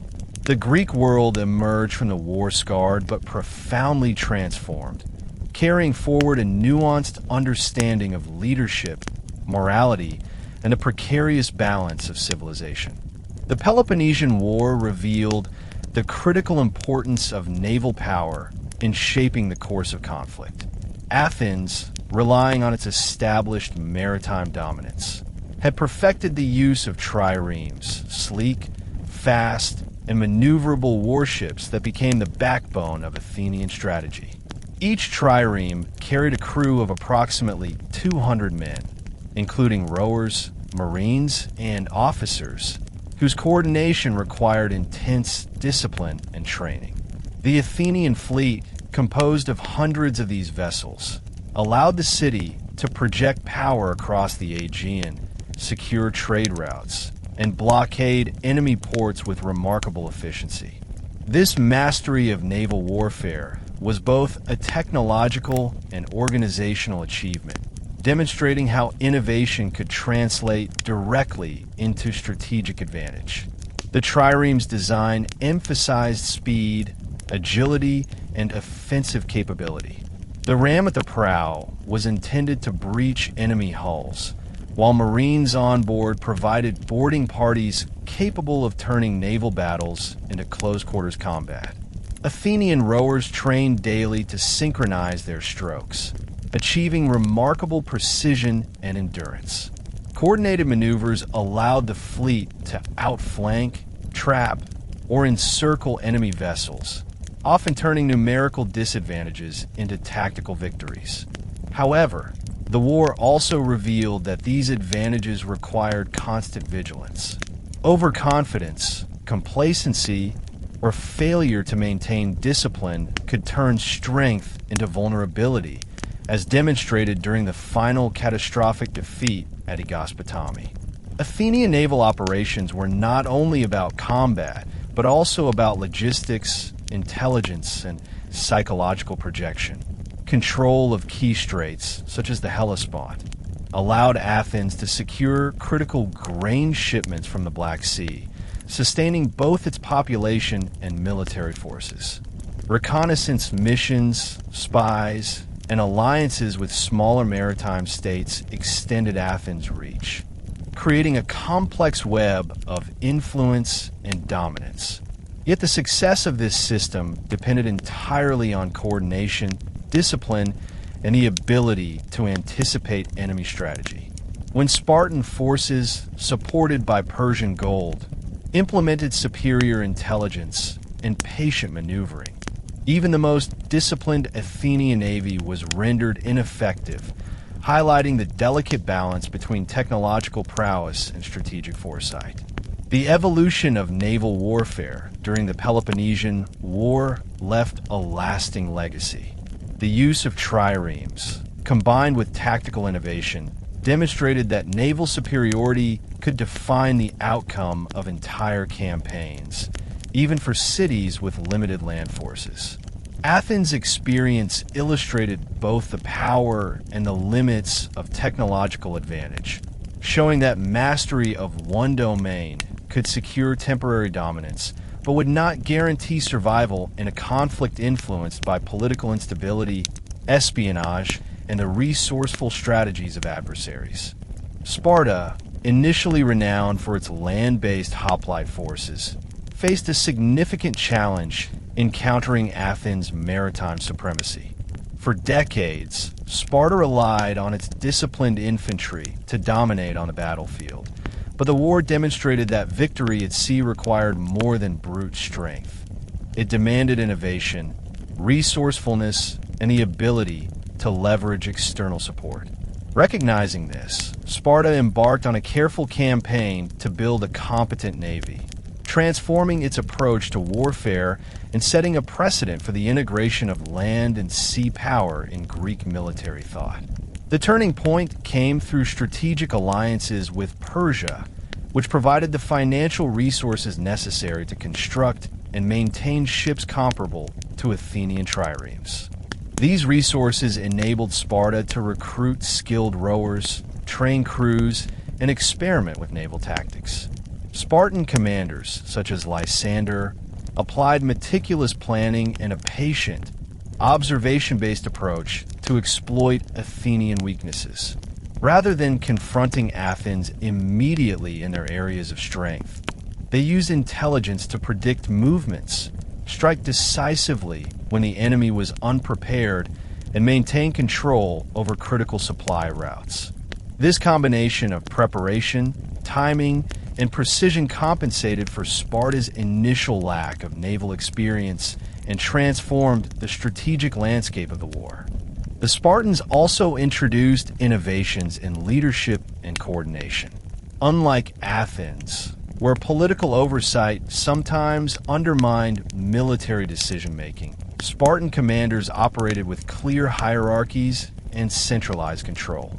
This allowed them to implement complex maneuvers with precision, respond to rapidly changing conditions, and maintain discipline in high-pressure scenarios. The culmination of this effort was the decisive victory at Aegospotami, where Sparta, exploiting Athenian complacency and logistical vulnerability, destroyed the last major Athenian fleet. This triumph underscored the critical interplay between innovation, strategy, and opportunity, illustrating that mastery of one domain alone, whether land or sea, was insufficient without comprehensive planning and execution. The war's naval evolution highlighted the broader lesson that adaptation and learning could redefine military outcomes. Sparta's transition from land dominance to naval competence emphasized that survival in prolonged conflict required flexibility, resource allocation, and the integration of diverse strategic tools. These lessons resonated beyond the Peloponnesian War, influencing future Greek and Mediterranean military doctrines, and underscored the principle that effective warfare is as much about intelligence, preparation, and adaptability as it is about raw strength or numerical advantage. Beyond the ships and tactics, the Peloponnesian War demonstrated the critical importance of logistics, intelligence, and psychological strategy in naval operations. Athens' reliance on grain shipments from the Black Sea made logistics a constant concern. Maintaining supply lines required control of key straits, protection of merchant vessels, and the ability to respond rapidly to Spartan disruption. Sparta, leveraging Persian support and superior intelligence gathering, systematically targeted these lifelines, understanding that undermining Athens' ability to feed its population would have consequences beyond immediate military losses. The interplay of logistics and strategy transformed naval engagements into high-stakes contests of endurance, planning, and foresight. Intelligence operations became equally crucial. Both sides employed scouts, spies, and informants to anticipate enemy movements and gauge morale.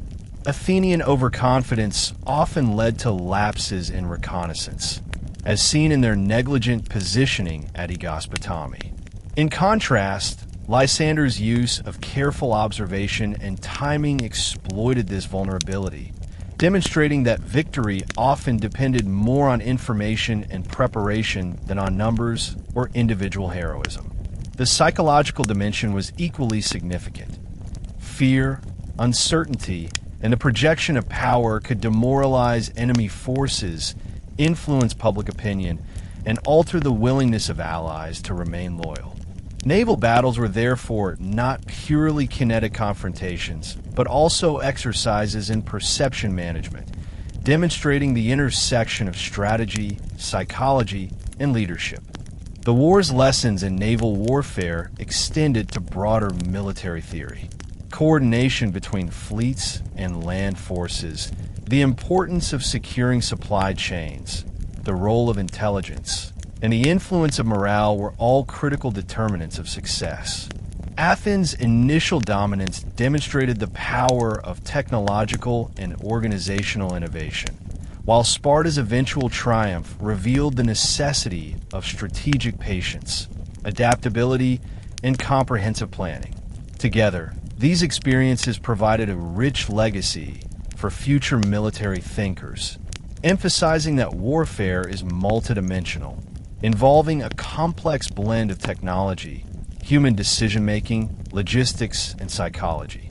The Peloponnesian War, through its naval confrontations, reinforced that dominance in one arena could not guarantee overall survival, and that mastery of strategy required both insight and adaptability. Pericles, the statesman whose leadership defined Athens during the early stages of the Peloponnesian War, embodied the complexities and contradictions of power, ambition, and foresight.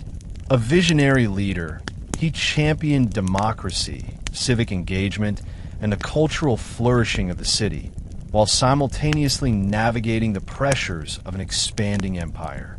Pericles' strategy in the early war years combined patience, prudence, and an understanding of the city's strengths and vulnerabilities.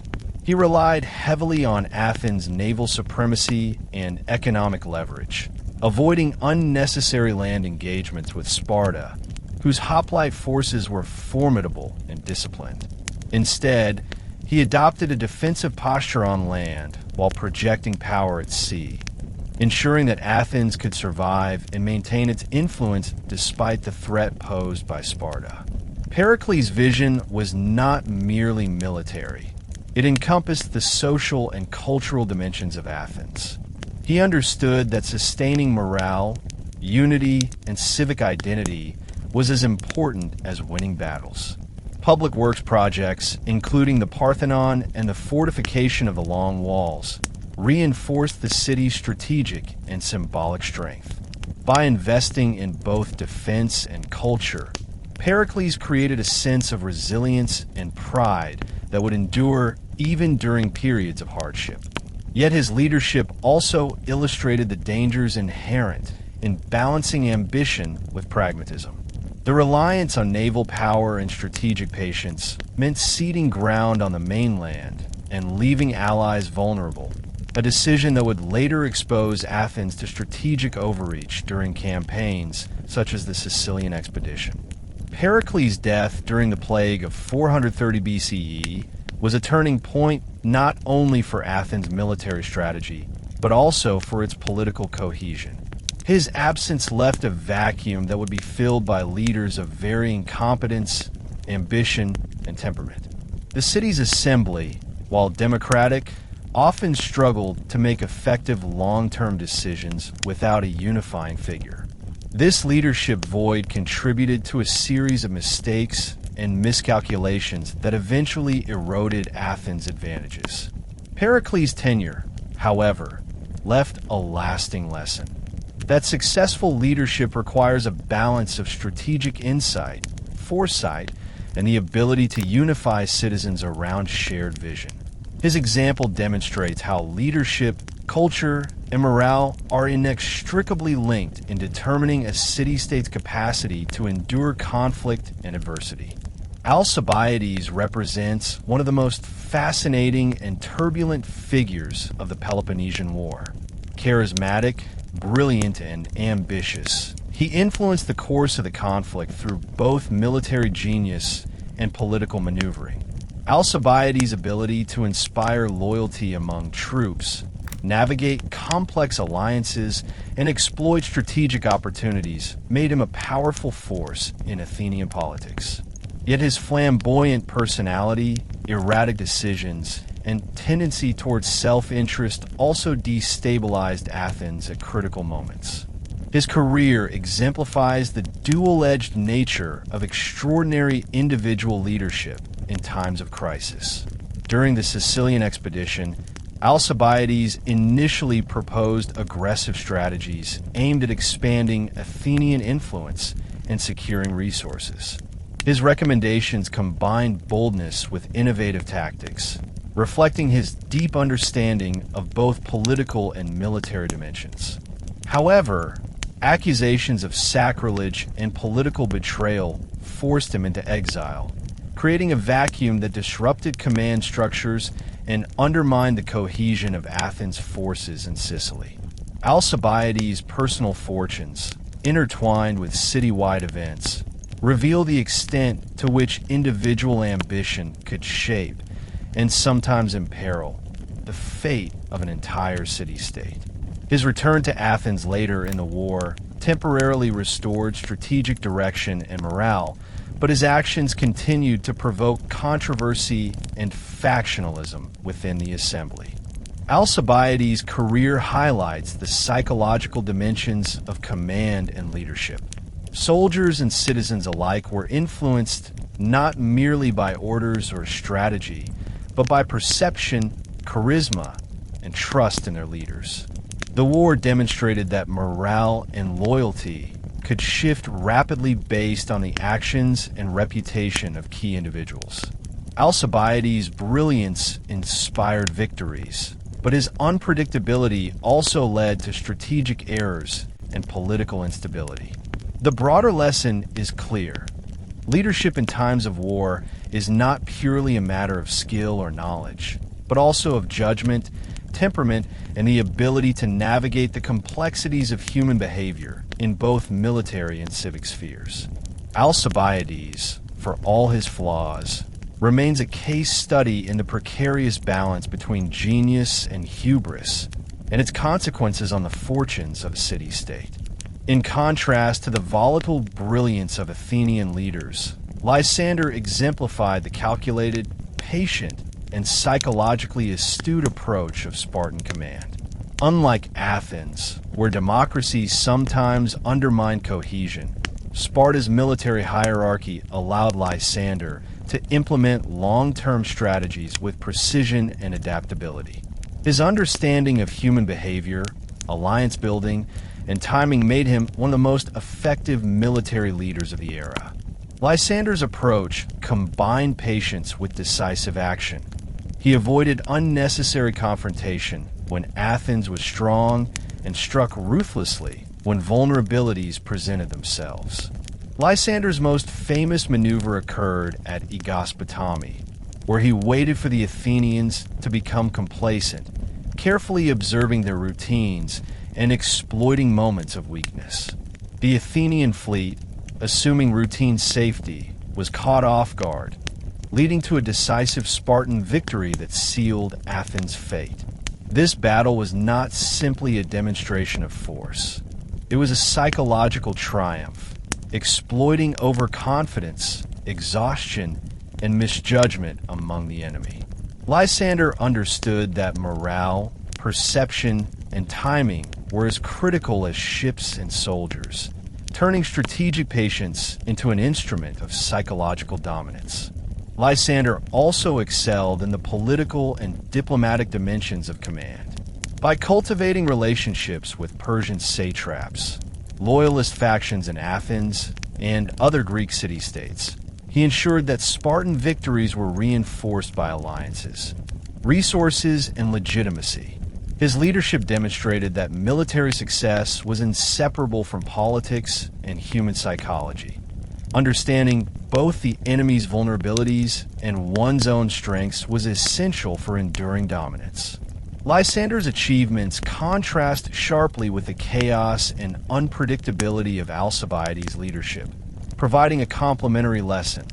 While brilliance can inspire, disciplined calculation, strategic patience, and psychological insight can ultimately determine the course of history.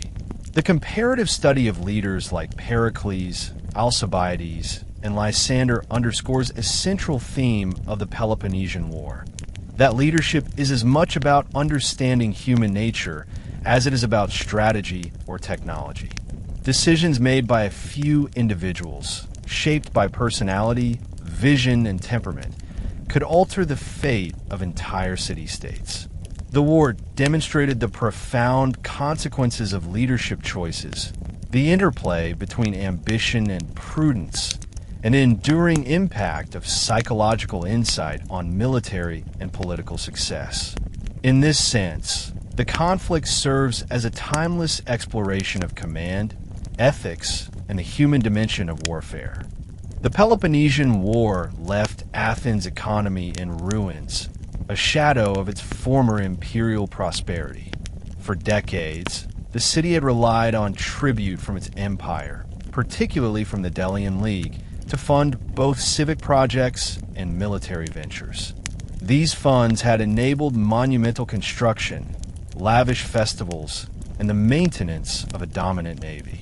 However, the prolonged war disrupted trade routes, depleted resources, and left the city financially overextended. Constant military campaigns drained the treasury, while repeated defeats and the loss of allied territories cut off essential revenue streams. Athens, once the jewel of the Aegean, faced economic contraction on a scale that threatened both its survival and its identity. The city's reliance on grain imports from regions such as the Black Sea and Egypt became a critical vulnerability. Blockades, piracy, and the shifting loyalties of subject territories interrupted supply chains, creating frequent shortages. Famine became a recurring threat, particularly during sieges and naval campaigns. Even when supply lines were nominally secure, delays, corruption, and logistical mismanagement amplified hardship, leaving citizens and soldiers dependent on limited rations and diminishing confidence in civic leadership. The economic strain also extended to artisans, merchants, and laborers, whose livelihoods depended on trade and public works projects. The interruption of commerce caused widespread unemployment, reduced purchasing power, and weakened the social contract between rulers and citizens. Reconstruction after the war presented further challenges. Property had been confiscated or destroyed, land left fallow, and wealth concentrated among surviving elites. Restoring economic stability required careful allocation of resources, redistribution of property, and the rebuilding of trade networks. Athens had to rebuild not only infrastructure, docks, warehouses, marketplaces, but also trust between citizens, merchants, and state officials. Currency devaluation, debt crises, and fiscal instability threatened to undermine social cohesion, highlighting the interdependence of economy, governance, and morale. Ultimately, the war revealed that Athens' prosperity had been both a source of strength and a vulnerability. The very wealth that enabled dominance also created dependencies that enemies could exploit, leading to profound social and economic upheaval. The economic devastation of Athens had immediate and long-term social consequences. Traditional class structures were disrupted, as wealth and property were redistributed either by war, confiscation, or displacement. Elite families that had once dominated civic life lost influence, while survivors, opportunists, and collaborators often gained disproportionate advantage. This created new tensions between old and emerging elites, as well as between citizens whose resources had been preserved and those left destitute by warfare and occupation. Social cohesion, once reinforced by shared civic identity and collective prosperity, was deeply strained, leaving Athens vulnerable to internal conflict even as it struggled to recover from external pressures. The widespread suffering experienced by ordinary citizens, famine, disease, and forced military service, reshaped social expectations and priorities. Many families faced the loss of sons, fathers, and breadwinners, altering family structures and roles within the household. Women often assumed responsibilities for maintaining households, managing property, and ensuring the survival of children and the elderly. These social adjustments highlighted the resilience of ordinary Athenians, who adapted to circumstances of extreme hardship while continuing to engage with civic life. However, they also underscored growing disparities in wealth, access to resources, and political influence, which created tensions that would linger for decades. Exile, purges, and the rule of the 30 tyrants compounded these social fractures. Citizens who returned from exile or survived the tyranny of Spartan-imposed rule faced the challenge of reintegration into a city marked by suspicion, resentment, and psychological trauma. Allegiances were questioned, old grudges resurfaced, and the social fabric of Athens required careful reconstruction. Public rituals, festivals, and civic engagement became crucial tools for healing divisions and reaffirming communal identity. Yet the war left an indelible mark. Athens society was forever altered by its experience of prolonged conflict, illustrating the profound interconnection between economy, social cohesion, and political stability. The Peloponnesian War offered critical lessons about the fragility of empire and the vulnerabilities inherent in economic dependence. Athens had relied on tribute from allied states, a system that allowed immense wealth accumulation and the financing of military power. Yet this dependency also created strategic risk. When subject cities revolted or shifted loyalties, Athens' economic and military capacity was directly threatened. The war revealed that empires are not self-sustaining. They require careful management, robust logistics, and the ability to adapt to both internal discontent and external pressures. The collapse of Athenian tribute systems demonstrated how overextension, combined with political mismanagement, could rapidly undermine a dominant state. Rebuilding the economy required more than restoring trade routes or repairing infrastructure. It demanded strategic innovation and long-term planning. Athens invested in revitalizing maritime commerce, repairing ports and docks, and restoring confidence in its currency and credit systems. Artisans and merchants, once dependent on state patronage and imperial markets, had to navigate a more competitive and uncertain landscape. Public works, while intended to stimulate employment and demonstrate civic recovery, also required careful fiscal oversight to prevent further instability. These efforts highlighted the delicate balance between investment, public trust, and strategic foresight in ensuring economic resilience. The broader lesson extends beyond Athens. The Peloponnesian War exemplifies how economic strength, while essential for military and political power, can be undermined by mismanagement, external pressure, or over-reliance on allies. Wealth alone does not guarantee security. Stability requires diversification of resources, careful planning, and attention to both material and social dimensions of governance. Athens' experience became a cautionary tale for subsequent Greek city-states and empires throughout history. Prosperity creates opportunity, but also vulnerability, and the management of human, material, and political resources is as critical as the victories won on the battlefield. The conclusion of the Peloponnesian War marked the definitive end of Athens' era as a dominant imperial power in the Greek world.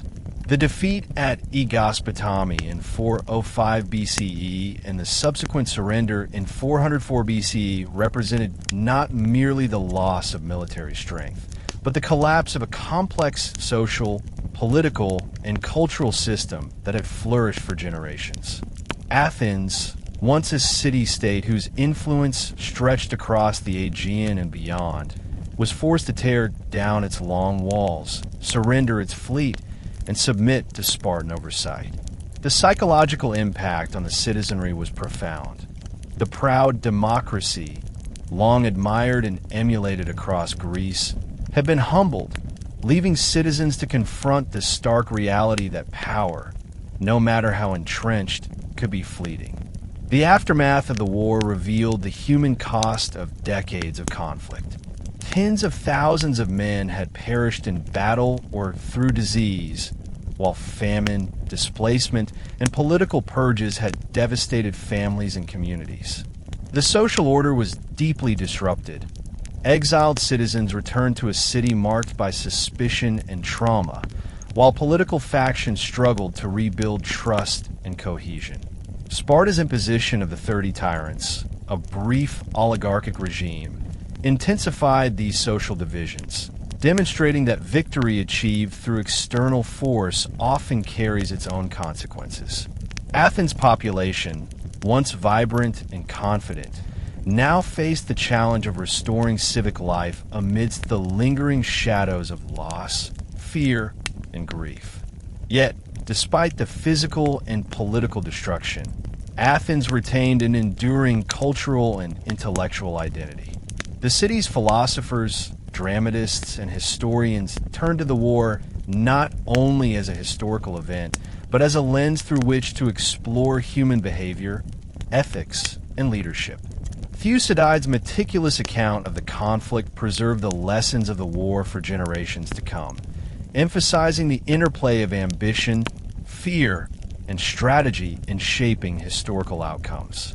Even in defeat, Athens demonstrated a resilience that would ensure its legacy endured far beyond its military or political supremacy, underscoring that the survival of ideas and culture can outlast the fall of empires.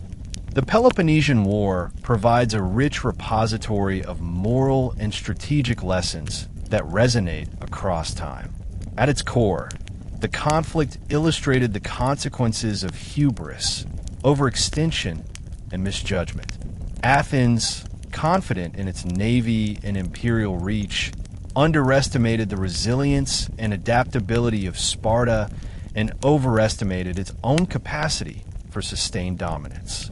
Decisions such as the ill-fated Sicilian expedition exemplify how ambition, untempered by prudence and logistical awareness, can lead to catastrophic outcomes. Leaders and citizens alike learned that strategic success depends on a balance of courage, intelligence, and foresight, as well as a realistic assessment of both strengths and vulnerabilities. The war also highlighted the fragility and complexity of political systems. Athenian democracy, while innovative and inclusive, proved vulnerable during prolonged crisis, as factionalism, emotional decision-making, and the pressures of war disrupted effective governance. Leadership vacuums, controversial decisions, and the exile or recall of prominent figures such as Alcibiades revealed that political stability is not guaranteed, even in societies celebrated for civic engagement. In contrast, Sparta's rigid hierarchy and disciplined approach to command allowed for consistent execution of strategy, but also exposed limitations in adaptability and long-term economic sustainability. The interplay between political structure and military success became a central theme of the war, demonstrating that both governance and strategy are intertwined with human behavior, psychology, and social cohesion. Furthermore, the conflict offered timeless lessons about the interplay of economics, logistics, and power.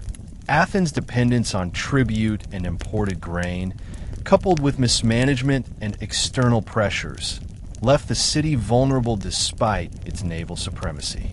Sparta, leveraging Persian support and exploiting Athens' economic weaknesses, ultimately secured victory. These lessons underscore that military might alone is insufficient for sustained dominance. Strategic foresight, economic resilience, and the capacity to adapt to changing conditions are equally critical. The Peloponnesian War, in essence, became a case study in the multifaceted nature of power, illustrating how human ambition, strategic planning, and resource management converge to determine the course of history. The lasting legacy of the Peloponnesian War extends far beyond the Greek world, influencing historical thought, political philosophy, and military strategy for centuries. Thucydides' account remains a foundational text, offering insight into the dynamics of power, fear, and human behavior. His emphasis on rational analysis, observation, and critical reflection established a framework for understanding conflict not merely as a sequence of events, but as a study of cause, consequence, and human nature. Through his work, future leaders, historians, and strategists gain the tools to examine both the triumphs and failures of individuals and states, understanding that the lessons of history are universal and enduring. Culturally, the war inspired profound artistic, literary, and philosophical reflection. Greek drama, particularly the tragedies of Euripides and Sophocles, grappled with the moral dilemmas, human suffering, and ethical complexities revealed by prolonged conflict.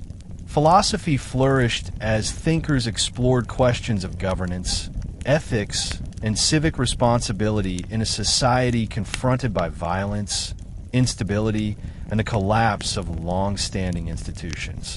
The war also influenced political theory, highlighting the tension between democracy and oligarchy, the responsibilities of leadership, and the consequences of hubris and misjudgment. Citizens and scholars alike were forced to reconcile ideals with reality, developing a nuanced understanding of human behavior and social organization. Ultimately, the Peloponnesian War serves as both a historical event and a timeless lesson in the complexity of power. It demonstrated the consequences of ambition, the fragility of political and social systems, and the enduring importance of culture, intellect, and moral reflection. Athens, though defeated, retained its identity as a center of learning, philosophy, and culture, proving that the survival of ideas and civic values can outlast the collapse of political and military power. The war left an indelible mark on the Greek world and the human imagination, a reminder that history is shaped not only by battles and treaties, but by the choices, resilience, and intellect of those who lived through it.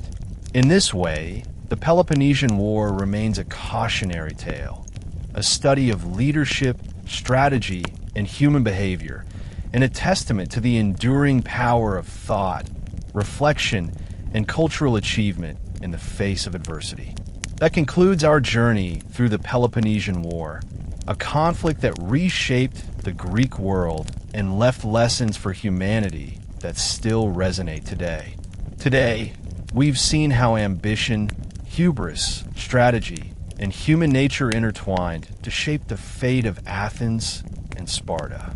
We've witnessed the triumphs and failures of leaders, the resilience of ordinary citizens, and the profound consequences of war on society, culture, and governance. The moral of this story is clear. Power and success are fragile. Leadership is both a gift and a responsibility, and history is a mirror reflecting the strengths and weaknesses of humanity. The Peloponnesian War reminds us that no empire is invincible, no strategy foolproof, and that the choices of individuals, whether in politics, war, or society, ripple through time, shaping generations to come. If you found this story compelling, don't forget to subscribe to History Teller YT, hit the notification bell, and join us again for more journeys into the past. We'll explore epic tales, hidden histories, and forgotten civilizations, uncovering lessons and stories that will inspire and educate. Thank you for listening, and we'll see you in the next chapter of history.